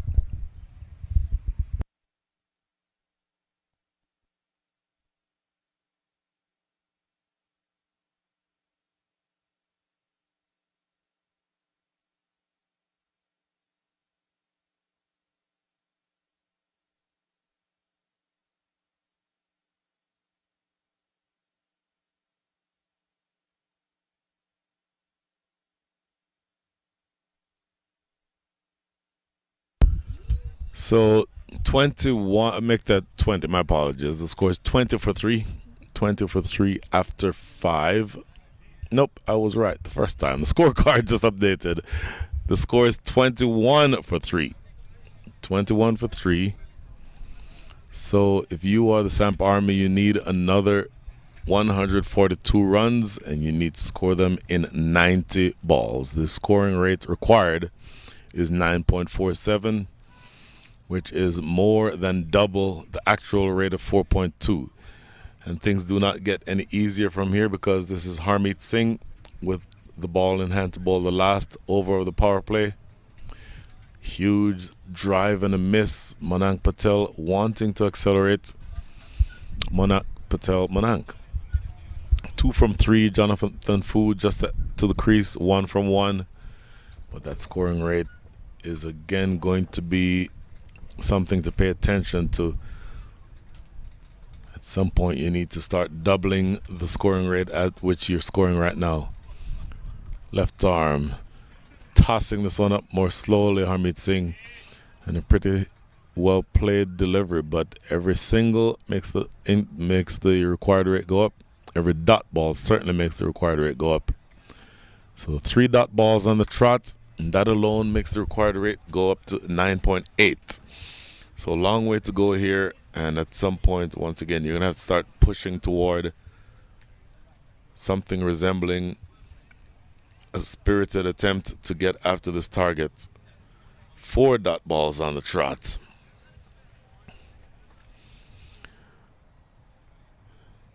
I mentioned it was Manank Patel. My apologies. It's actually Jonathan Fu. He's on strike. 1 from 4 are his numbers so far. Make that 1 from 5. Caught on the crease, finds the outside edge, the ball trickles to slip. 5 dot balls on the trot. And that score has remained at 21 for 3. And does it end with a... Yes, it does. It ends with a dot. So a maiden over. Brilliant last over of the power play. So that power play ends with only 21 runs coming in it. 3 wickets fell inside the power play, and the required rate is now up above 10, 10.14. After the end of 6, the score is 21 for 3.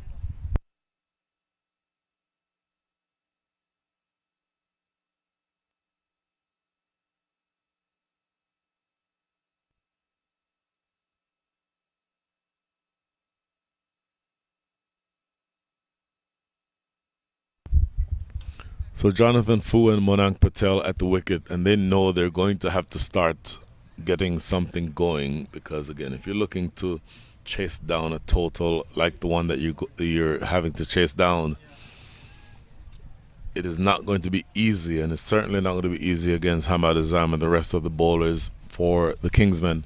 But at some point, you're going to start pushing in that direction. Here's Hamad Azam again. Advancing down the track this time, Manank Patel plays back to the bowler himself for no run. And so the last 3 overs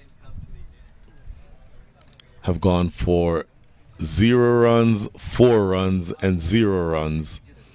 And then starting off this next over with a dot. Oh, was well bowled, well played, and well fielded. It was struck in the air. It was in the air for a long time. Almost carried all the way to the fielder at mid-off. Good piece of fielding. Pawan Suyal able to field that one that bounced on a short hop. But it does add up to yet another dot ball. So a lot of dot balls. 8 dot balls on the trot.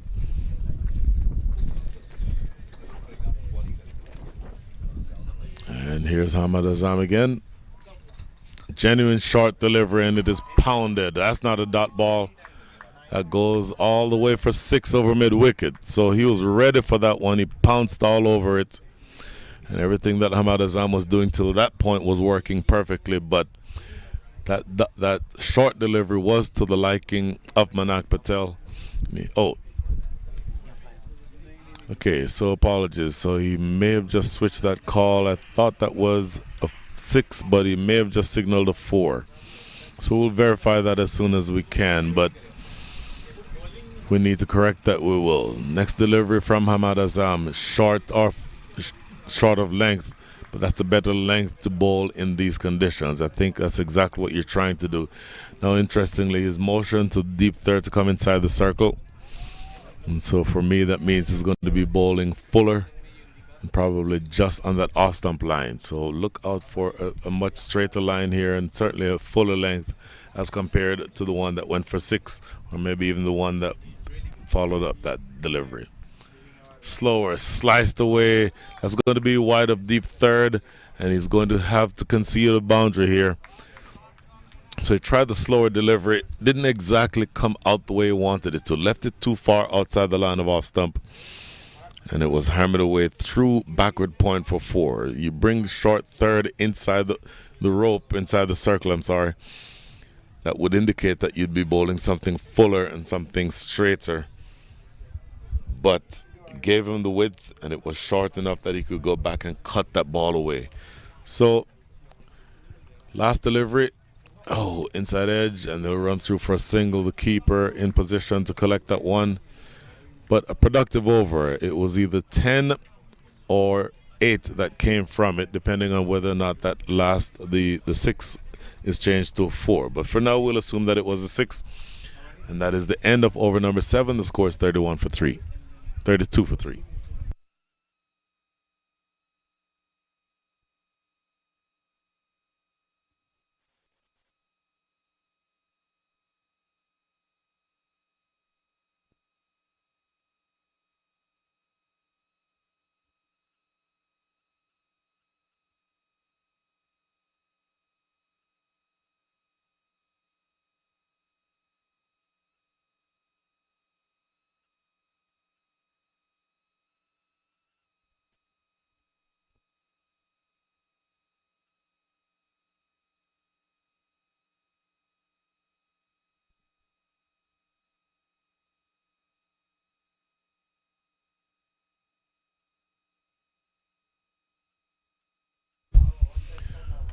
So Harmony Singh to continue.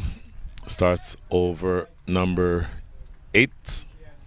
Bowled really well in the first over, no wickets, but it was a maiden. Anytime you can get a maiden in any context, it's a good thing. And then certainly in the context where you're trying to restrict the team from scoring 162 runs, that's a great piece of the puzzle for putting together a victory. Now ball into Jonathan Fu. Ooh, tries to run this off the face. Doesn't exactly make contact. Jonathan Fu has been here for a while. He's faced 8 deliveries, only scored 1 run. Tries the reverse sweep right in front. Oh, look at this though. Reverse sweep was being attempted. Did not get the appeal in his favor. But they run through for a leg by. I think that was what umpire Brian Kane signaled. So doing the scoring in singles at this stage. And yet another single. They may look for 2, but I don't think there's any realistic way that they could have gotten there. So 2 balls remaining here in over number 8. My goodness, still have another 128 runs to get, and you're starting to run out of balls. 74 balls remaining. The required rate up to 10.3. Oh, this one zips past the. In fact, it goes down the leg side. Pushed through at pace that time by Harmeet Singh, but not able to get anything on it, and it does go away behind the batter for a wide. So just a couple of extras in the innings so far. Relatively well bowled match from that perspective. But still 2 balls remaining here in over number 8. The Samp Army is going to have to do something different. Harmeet Singh switching angles now. Good delivery. Gets this one onto the off stump line. It's just defended. They run through for a single. So 1 ball remaining here in over number 8. 126 needed from 73. And in fact, the fielder coming in now to short mid wicket. That is Martin Guptill in that position. And a few more changes in the field. Chris Lynn now moving to short third. A deep backward square leg in position. Here's the last delivery. Worked off the back foot. This is going to be at least a couple, you would think. Good pickup. In fact, there will not be a couple. Hassan Khan with a beautiful piece of fielding. Gets a lovely throw into the keeper's end. So a single to close things out here over number 8. At the end of 8, scores 38 for 3.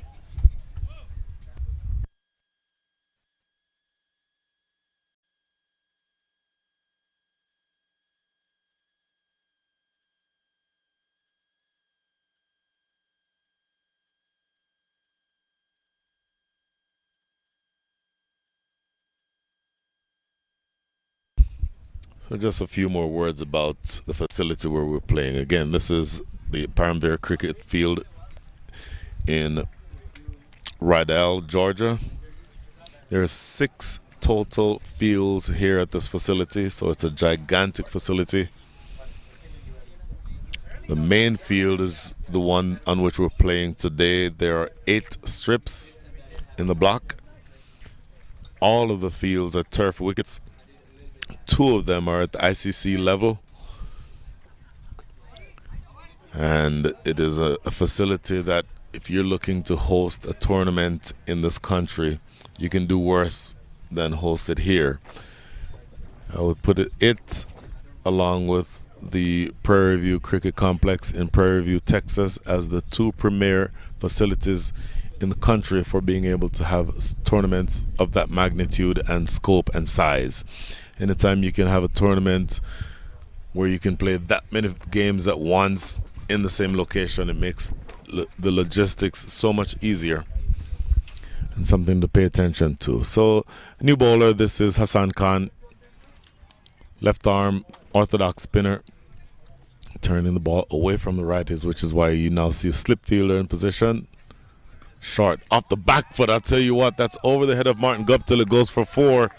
That is not far away from a wicket, though, because it was forced off the back foot. Not all the power in the world in that shot. And Martin Guptill is a tall man, somewhere around 6'4", and almost could have pulled off a spectacular one-handed catch. So something to pay attention to. I don't know that Manan Patel intended to have that ball travel at that height. And he'll take the 4 runs, but it's to the stage in the innings now where you need to have something start to happen. Plays this off the back foot. This is more intentional. It won't get to the boundary, you don't think, but they'll get another couple of runs. So in thinking about where the acceleration was going to come from, you can do worse, I think, than have Manan Patel, the captain of the USA T20 side. Oh, well, you're not going to have much more from him today because he goes back to a full one and loses his middle stump. Full and straight, Hassan Khan getting that one right up in the block hole. Tries to force it off the back foot and he loses his middle stump. So we'll see that action here. In fact, we have the opportunity to see that from our angle here. And my apologies. Not quite in the block hole, but probably a ball that he should have been coming forward to Manan Patel. Instead, choosing to go back and looking at that again. He loses his off stump. That is 4 wickets down. 4-4-4. Or 4-4-4-4, if you will. 4-4-4-4. And all of a sudden, the Samp Army is becoming more and more in trouble because you only have, at this stage, another 6 to 8 balls, and now you need 120 runs. Required rate up to 10.5. New batter coming in is going to be Nasir Ahmed. Nasir Ahmed obviously has not yet faced the ball. And he's now also going to be joining Jonathan Fu, who's been there for 10 balls and has only scored 3 runs. So at some point, your acceleration needs to come. Great delivery going past the outside edge. Great start with the ball here from Hassan Khan, who is a really high-level, quality, orthodox left-arm bowler. Last ball for over number 9 coming up. Again goes past the outside edge. 2 great deliveries to close out that over. 2 dots there. 6 runs coming from the over and the wickets of Manan Patel. That is the end of 9. The score is 44-4.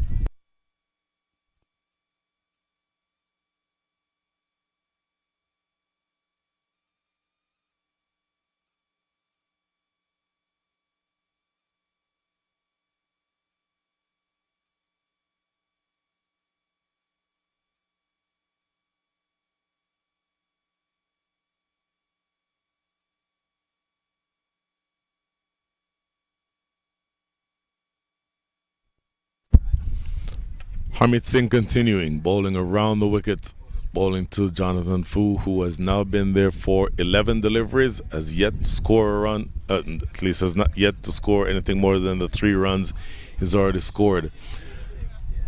And you're now at the stage of the innings where if you're going to make any attempt to go after these runs, you'll have to do that, but this is going to be a simple catch.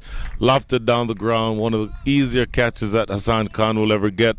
That is the second catch that he has taken, and a painful innings for Jonathan Fu ends with him holding out to long off. Pretty simple catch to Hassan Khan, and the 5th wicket goes down. So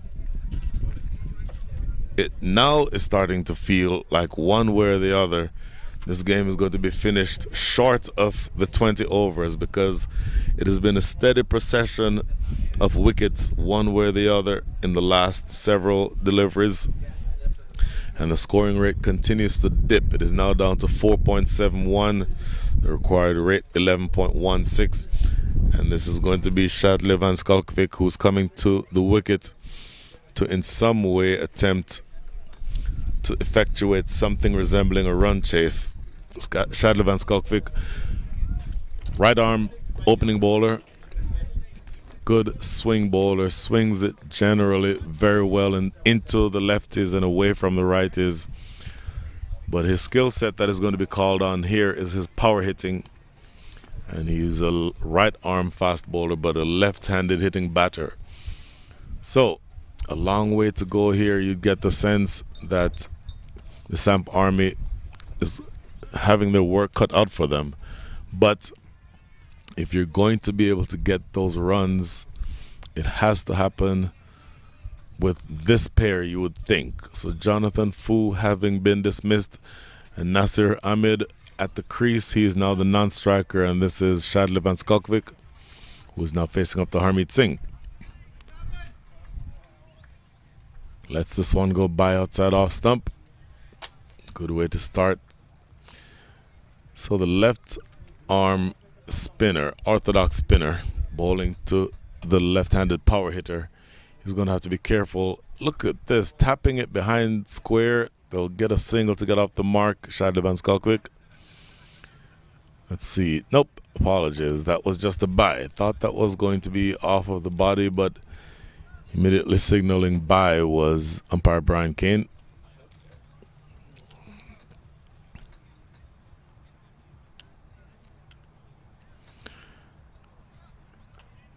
Just 2 balls remaining. Nasir Ahmed faced 2 balls and not yet scored. Works this or tries to work this off the back foot. Doesn't time it cleanly, and just a dot ball. Ramiz Raja, the man behind the stumps. And you're now at the point you're almost needing 2 runs off of every ball the rest of the way. That's defended back to Harmeet Singh. That is a dot ball to end things here in over number 10. 1 run coming from that over and a wicket. The required rate 11.8. Effectively, you need 2 runs off of every ball. 45 for 5 after 10.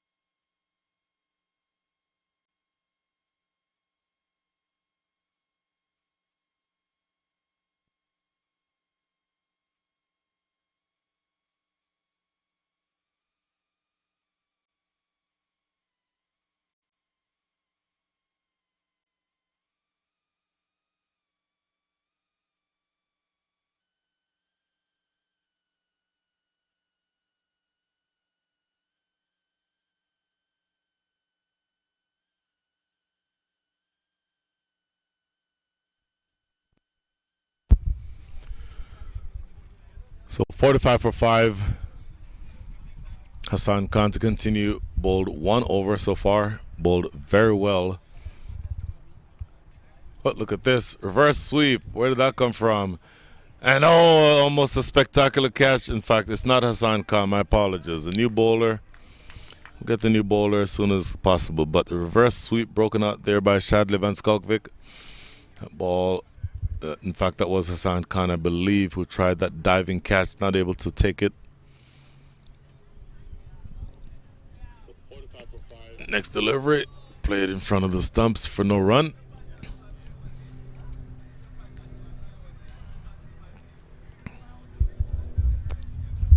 Working very quickly, this new bowler. That's a dot ball. And once again, every time you have a dot ball, the required rate goes up. When you have a single, the required rate goes up. You're almost at the stage where this is struck away into the deep. Harmeet Singh after it, and he pulls it back just in front of the boundary at deep square or deep extra cover. Just a couple of runs here, so a long way to go for you to get to respectability. But I'll tell you that if you have a batter like Shadley Van Skalkvik who can hit big, you're expecting him to carry a pretty significant portion of that burden. A dot ball, so just one ball remaining now over number 11. Working this one off the back foot right back to the bowler himself. What a very quick over. In fact, that is Milind Kumar who just bowled that over. Went through that over very quickly with just 4 runs coming from it. That is the end of 11, 49 for 5.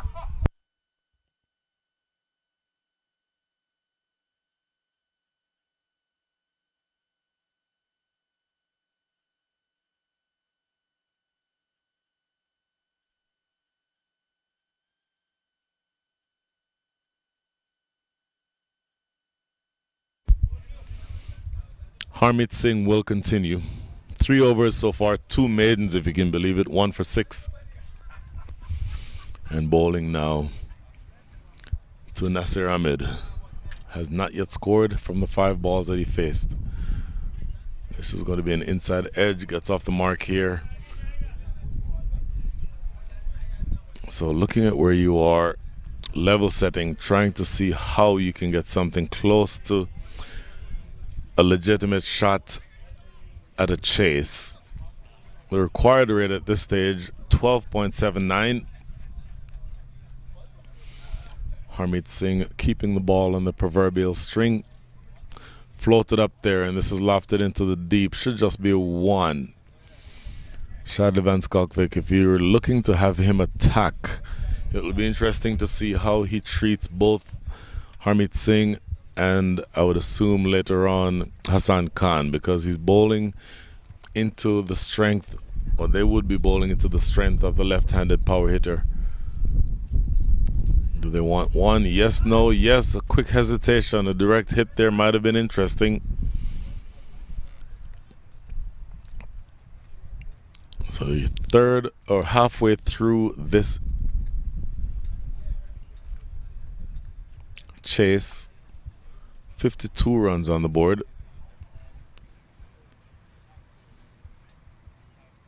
Works off the back foot straight. Just another single.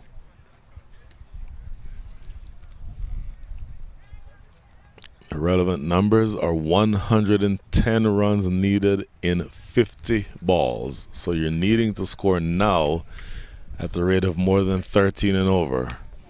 And that's not going to be made any easier. That's a dot ball. Harmeet Singh, 1 more ball left in his spell. 4 from the over so far. And you're bowling really very well so far. And clipped around the corner for a single.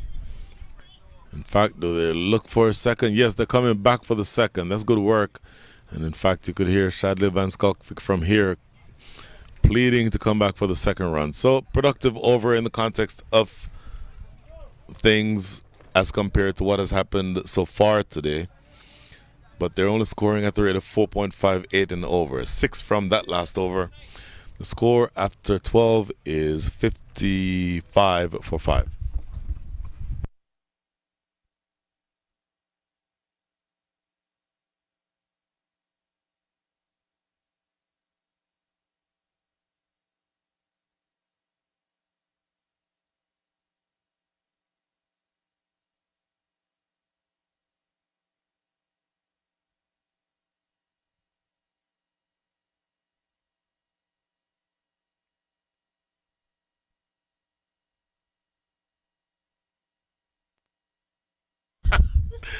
Milind Kumar again into the attack, forcing this one is Shadley Van Skalkvik down to deep cover for a single. So it may be that at some point we'll go back to highlighting the disparity between the actual rate and the required rate. Let's just say right now the required rate is almost 10 more than the actual rate. So we'll get back to that conversation if it becomes relevant. But as of right now, you're looking to see what you can get from this pair at the wicket. Shadley Van Skalkvik, as this ball goes down the leg side. Shadley Van Skalkvik, you would think would be one who would be more enterprising, looking to attack. But the responsibility now is on Nasir Ahmed, 4 from 9. Been there for a while and just forcing this one back down the wicket for no run.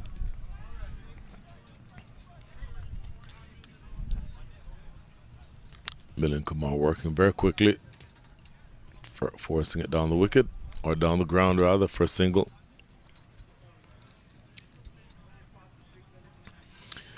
Down to the last 45 deliveries in this innings, and by extension in this match. So this pair has been there for a while. They came together, played into the offside for no run. They came together in the 10th over. We're now going into the 13th over. So they've been together about 3 overs, stroked down the ground for a single. So the fact that they've been there for that many overs, I think, is indicative of the fact that they need to communicate and figure which one of them is going to go after the runs. Essentially, big swipe and a miss. Just for a split second, you thought that might be Nasir Ahmed. A big swipe and a miss comes up empty. Another brilliant over. 4 runs coming from the over. At the end of 13, the score is 59 for 5.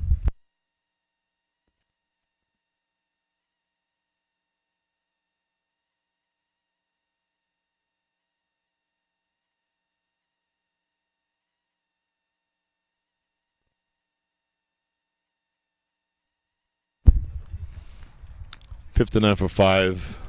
Kingsmen batting first. They were asked to bat and they scored 162 runs. Much of that due to the brilliance at the back end of the innings from Saad Ali and Hamad Azam, and maybe slightly to a lesser extent Ramiz Raja. And all of a sudden now you're looking to continue to choke the life out of Samp Army. This is now Milind Kumar. In fact, Milind Kumar is finished and Hassan Khan takes up the attack again from the southern end of the ground. And this is the matchup I was referring to earlier. The left-handed power hitter against the left-handed finger spinner. Any turn would be into the stroke of Shadley Van Skalkvik, and in fact this one is a full toss down the leg side that's worked away for 4. So you need a whole lot more of these if you're the Samp Army. Hassan Khan getting this one just too straight. Full and too straight, going down the leg side, in fact. And that combination typically adds up to runs. Interesting now, a leg slip in position. I don't know that he's trying to bowl that same ball, but certainly having that protective piece of a protective fielder there is something that will benefit him. Oh, look at this. I missed it. He chopped on. Okay, so went back trying to play through the offside. Very understated. No reaction whatsoever by anyone. And so that's why I think I missed it. But either way, I think he goes back and he chops this onto his stump. I'll be able to see it on the replay here internally. But the most anticlimactic of dismissals, Shadley Van Skalkvik going back to work that one off or way through the offside. And yes, there I see on the replay, went back, cut back in between bat and pad, and takes the inside edge and then takes the leg bail. So enterprising attempt by Shadley Van Skalkvik, 12 from 15 with 1 boundary, but he falls, and that means that the end of that partnership comes in the 14th over. 63 runs are on the board and only 4 more wickets to go. Still need from here exactly 100 runs.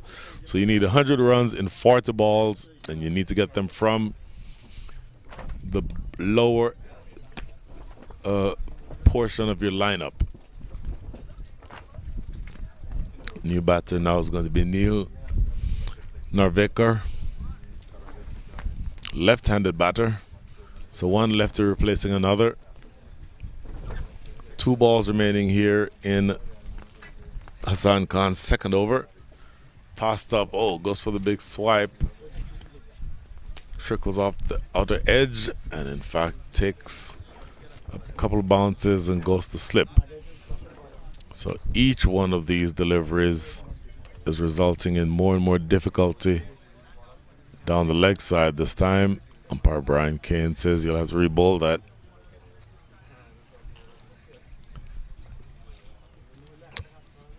So, to the extent that you are now in a position where the run chase is slipping away from you, it'll be interesting to see what you do with it. And matter of fact, it's almost as though this pair has made the decision to just bat through the innings. Batting through the innings is all well and good, but at some point you would think you'd want to chase after the runs, looking to work this down the leg side. It is a dot ball, a quick over where 5 runs score and another wicket falls. At the end of 14, the score is 64 for 6.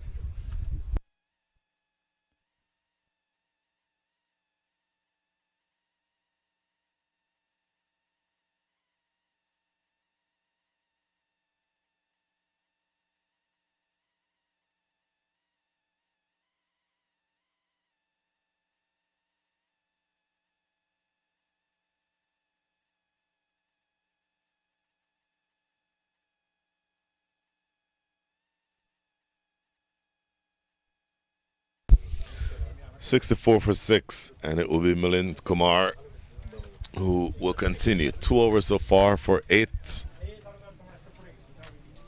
We'll get a single here. Milind Kumar, of course, applying his trade in the major leagues this year. I believe he was with the Texas Super Kings. Very talented all-rounder. Good top order batter despite the fact that he was dismissed without scoring today, and a very effective off spinner. Now bowling to the right-handed, my apologies, to the left-handed batter. This is Neil Narvekar, who is now up to 3 deliveries faced and has not yet scored a run.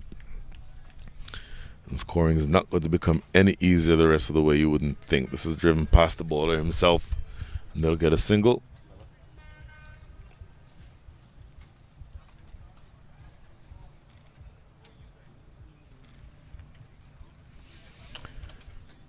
So the small matter of 98 runs make that still 98. As the scoring has absolutely dried up.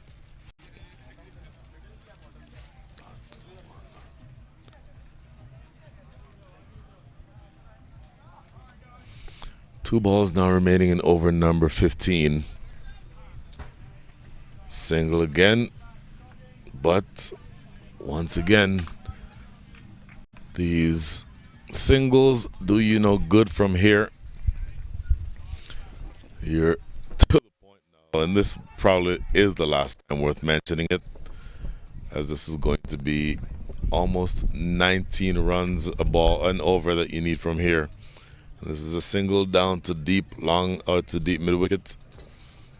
And in fact, as of that delivery, it is exactly 19 runs and over needed the rest of the way. 68 for 6 after 15.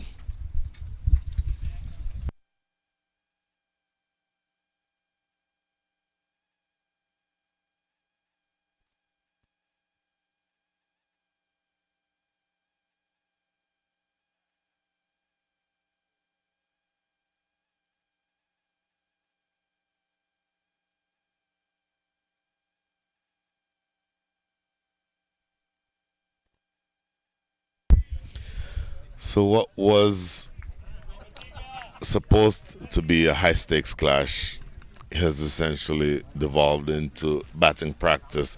Neil Narveka looking to change that, lofting it down deep. Oh, burst through the hands of the fielder on the boundary, and it goes all the way for 6. For a split second, I thought that was going to be taken by Hamad Azam at long on. Tried one of those athletic catches that you always see on the boundary, but running to his left, that was always going to be difficult. And it does go over the top for 6. So a productive way to start the over. You need a whole lot more of these. And Hamad Azam having one burst through the hands. Next delivery, slower through the air, looks for the big sweep down the leg side. Brian Kane does not think that would have threatened the stumps. Good comeback delivery by Hassan Khan, holding that one back, not pushing it through at pace, and just leaving it just out of the range of the pull sweep. Oh my goodness, coming down, almost dismissed there, but he just has the ball find the edge, come back for a second run. Looking to attack Hassan Khan, looking to come down and go big over the leg side, but he missed out.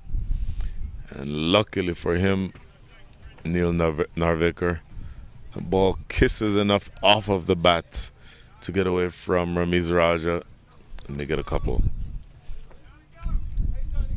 Down the leg side, whipped away. This should be a couple of runs at least. Where does it end up? In fact, it goes all the way for 4. So good passage of play. Couple of deliveries that have gone the way that you need for them to go. And so you've gone from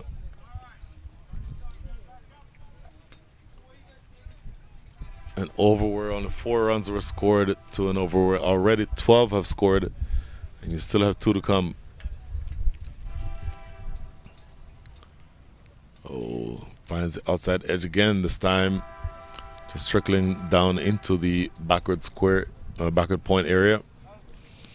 1 ball remaining in over number 16. 13 runs from the over already.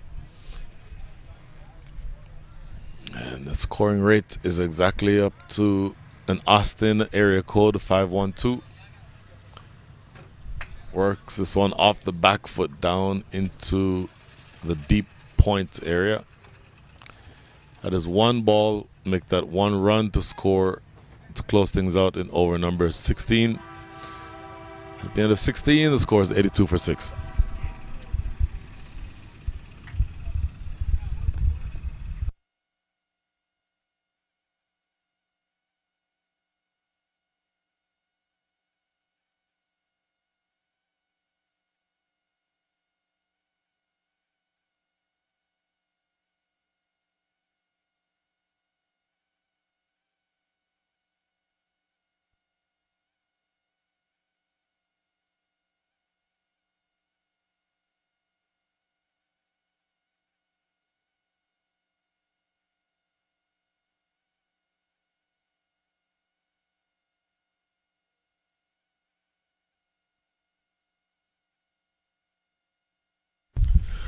So 82 for 6.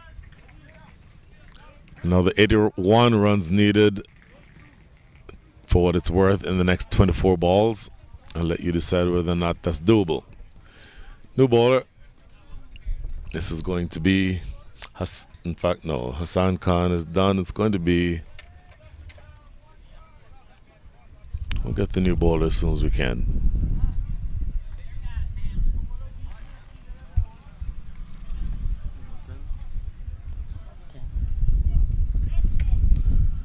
Okay, so the new bowler is going to be Mawaz Zahid.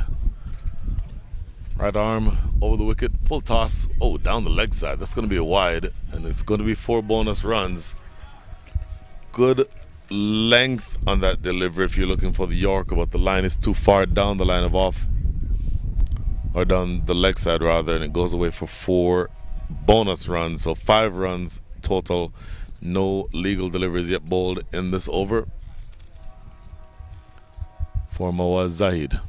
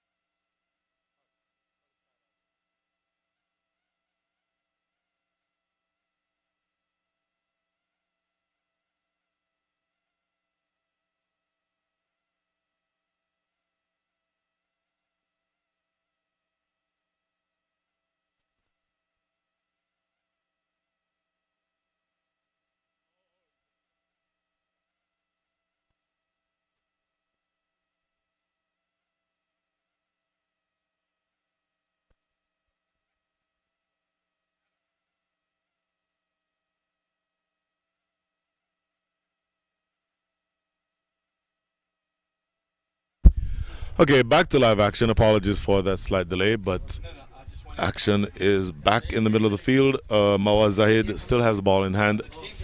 Bowling now to Arvekar. 15 from 10 with 1-4 and 1-6. Lovely looking strike down the ground, and that is fielded at long on. So doing it in singles, and singles will not necessarily be what you're looking for here. You're looking to score much more quickly than that, but it's the only thing that matters from this point on is just being able to put a good show on, because I think effectively this match has already been decided. It's just a matter of the batters in the middle looking to express themselves maybe towards the back end of this innings. 90 runs on the board, so you're not even anywhere near. That's sliced away into the deep, down to deep third. That's just going to be a single. So we're down now to the last 20 deliveries in this match.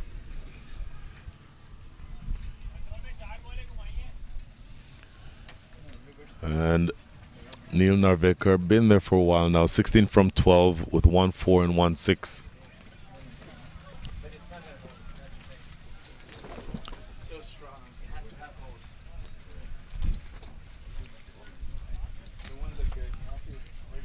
Next delivery should be single, and this is all petering out into a pretty predictable result, as the Samp Army is not going to be able to come anywhere close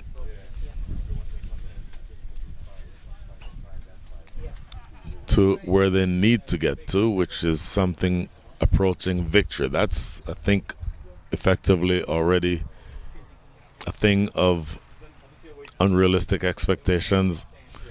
The only question now is how close can you get. This is lofted, sliced off the outside edge down to Anwar Ali. Deep point. Oh, that takes an awkward bounce but can't get away. So just a single to close things out here in over number 17. 10 runs coming from the over, 5 of which make that 6 of which were wides. And at the end of over number 17, the score is 92 for 6.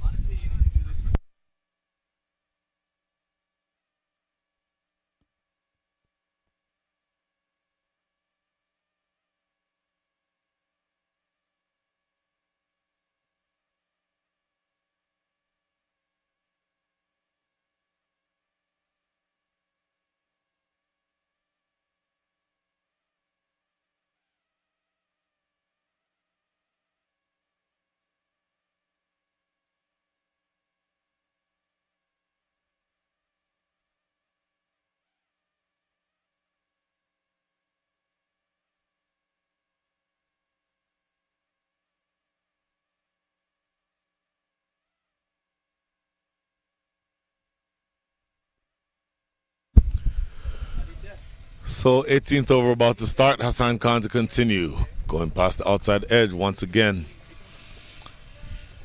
Hassan Khan, his figures so far: 3.1 overs, no maidens, 2 for 25. Lofted down the ground. That is going to be 6. That is a clean strike. And the best looking shot so far of the day for Nasir Ahmed. Believe it or not, that is his first boundary. 11 runs before that. So he's now up to 17 from 21 balls faced. And you would think that they need a whole lot more of those. I don't know how realistic it would be. Essentially, you need a 4 the rest of the way from every ball to win this match. And this is tickled around the corner. Should just be a single, or do they want 2? Coming back for a second, Chris Lynn is the fielder after that ball. Not exactly sprinting after it. So I guess if you've played international cricket for as many years as you have, there is no need to go sprinting after a ball in a position where you're essentially looking to just carry out the last rites.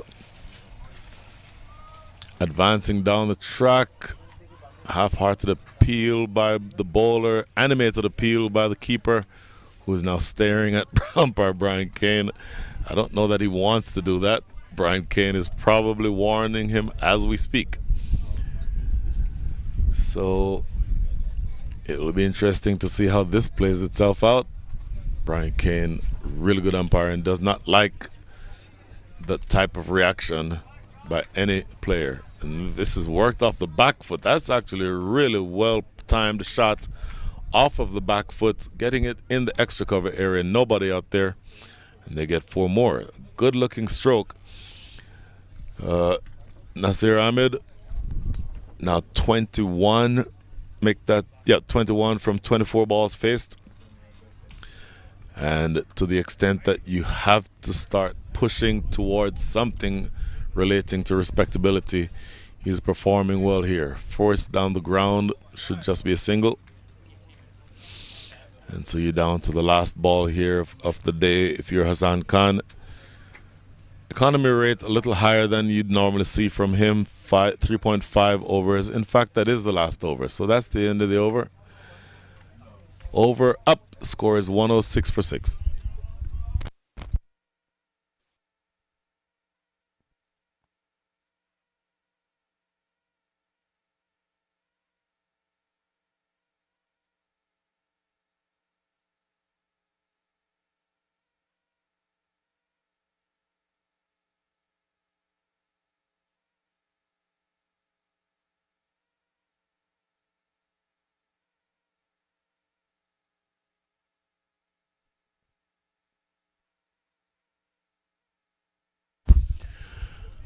So 57 needed from 12 balls. I will leave it to you to determine how likely that is. But this is Martin Guptill into the attack, lofted, simple catch for Saad Ali. Pouches it without much issue. And Martin Guptill comes into the attack to turn his arm over, and he picks up a wicket with his first ball. So I don't know how many international wickets Martin Guptill has. I would suspect that it's not very many. And I really would suspect that he did not expect to bowl a full toss, loopy full toss that takes a wicket. But here we are, lofted in the air, just a high top edge.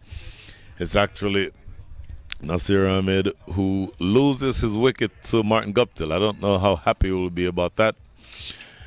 106 for 7, one delivery into over number 19.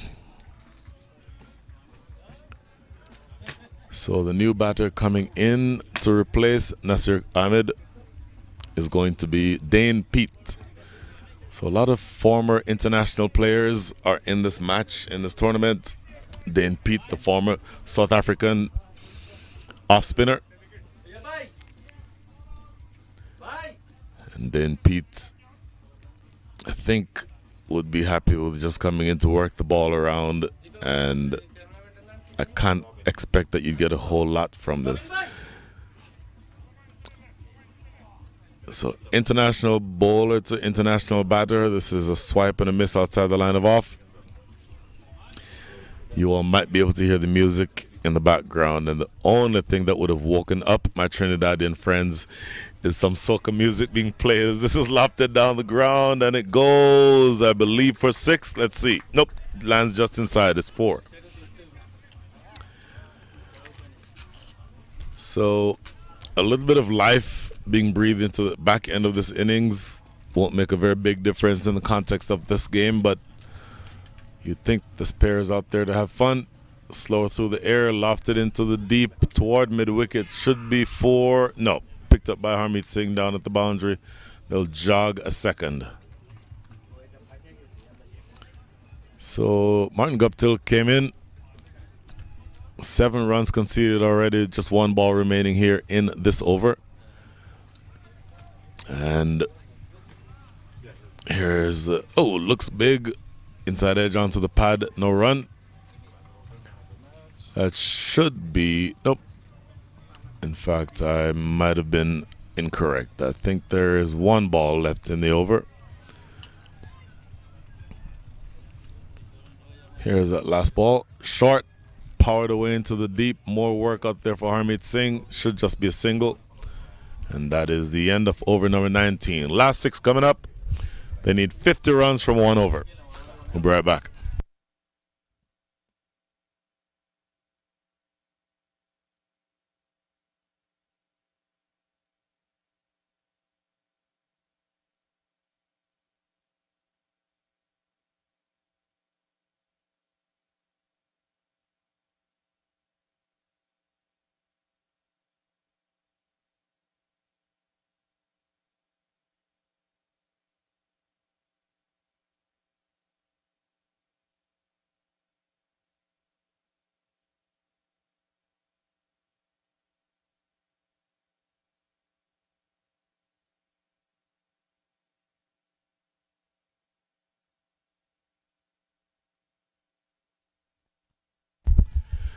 Last over coming up.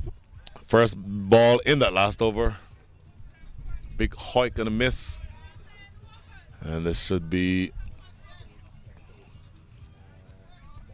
And this is lofted down the ground. Did that go for 6? No, it did not. Easy catch taken at long on. Simple as you like. Hassan Khan does not miss very many. And in fact, that was not Hassan Khan. And yeah, it was Hassan Khan. Simple catch taken by him. That is wicket number 8. And the bowler actually is Milind Kumar. So Milind Kumar coming to close things out.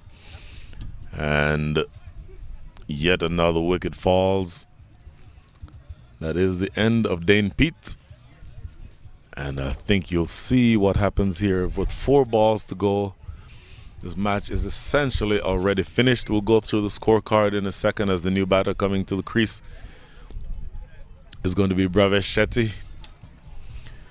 So just a moment to go through. Nope, my apologies. It's going to be Manoj Acharya. So for some reason, Manoj Acharya and Bravesh Shetty are wearing the same shirt, which does not make things easy to understand at all. Lofted in the air. Do they get a catch here? Martin Guptill. Oh my goodness. Great attempt. Running back away from the play. Always difficult to catch the ball over your shoulder. Diving attempt. And not able to get that one off the fingertips. Just coming right off the fingertips. This is now Narveka back on strike. 17 from 13. In the air, another catching opportunity. No, nobody out there, and it goes all the way for 6 actually. Well over the rope. Good looking strike. Way too little, way too late, but you'll accept the 6 if you get it. So a little bit of a break while we retreat, wait for that ball to be retrieved. In fact, it does come back in. So we'll go through the scorecard shortly. Just 2 balls remaining in this match. Samp Army is going to fall short by somewhere around 40 or so runs. Short, same direction, but this time, he pulls out of the attempted dive. He thought about it for a second, but then just decided to field it on one bounce. So 42 runs is the current deficit. And this is now going to be the last ball of the match. And anticlimactic way to end things. That is a dot ball to close things out. The Samp Army go down by the small margin of 41 runs. Kingsmen 162 for 6. And let's go through the full scorecards. Kingsmen 162. Martin Guptill 23 from 24. Chris Lynn 20 from 16. And Saad Ali, Ramiz Raja, and Hamad Azam all put together a decent close out for that innings. 57, 22, and 31 respectively coming from those 3. And then with the ball, the Kingsmen were very effective, if not brutal, at least effective. Andreas Kraus 14 from 12. Manang Patel 22 from 16. Obus Pinar 0. Sarnan Patel only 2. Jonathan Fu 3.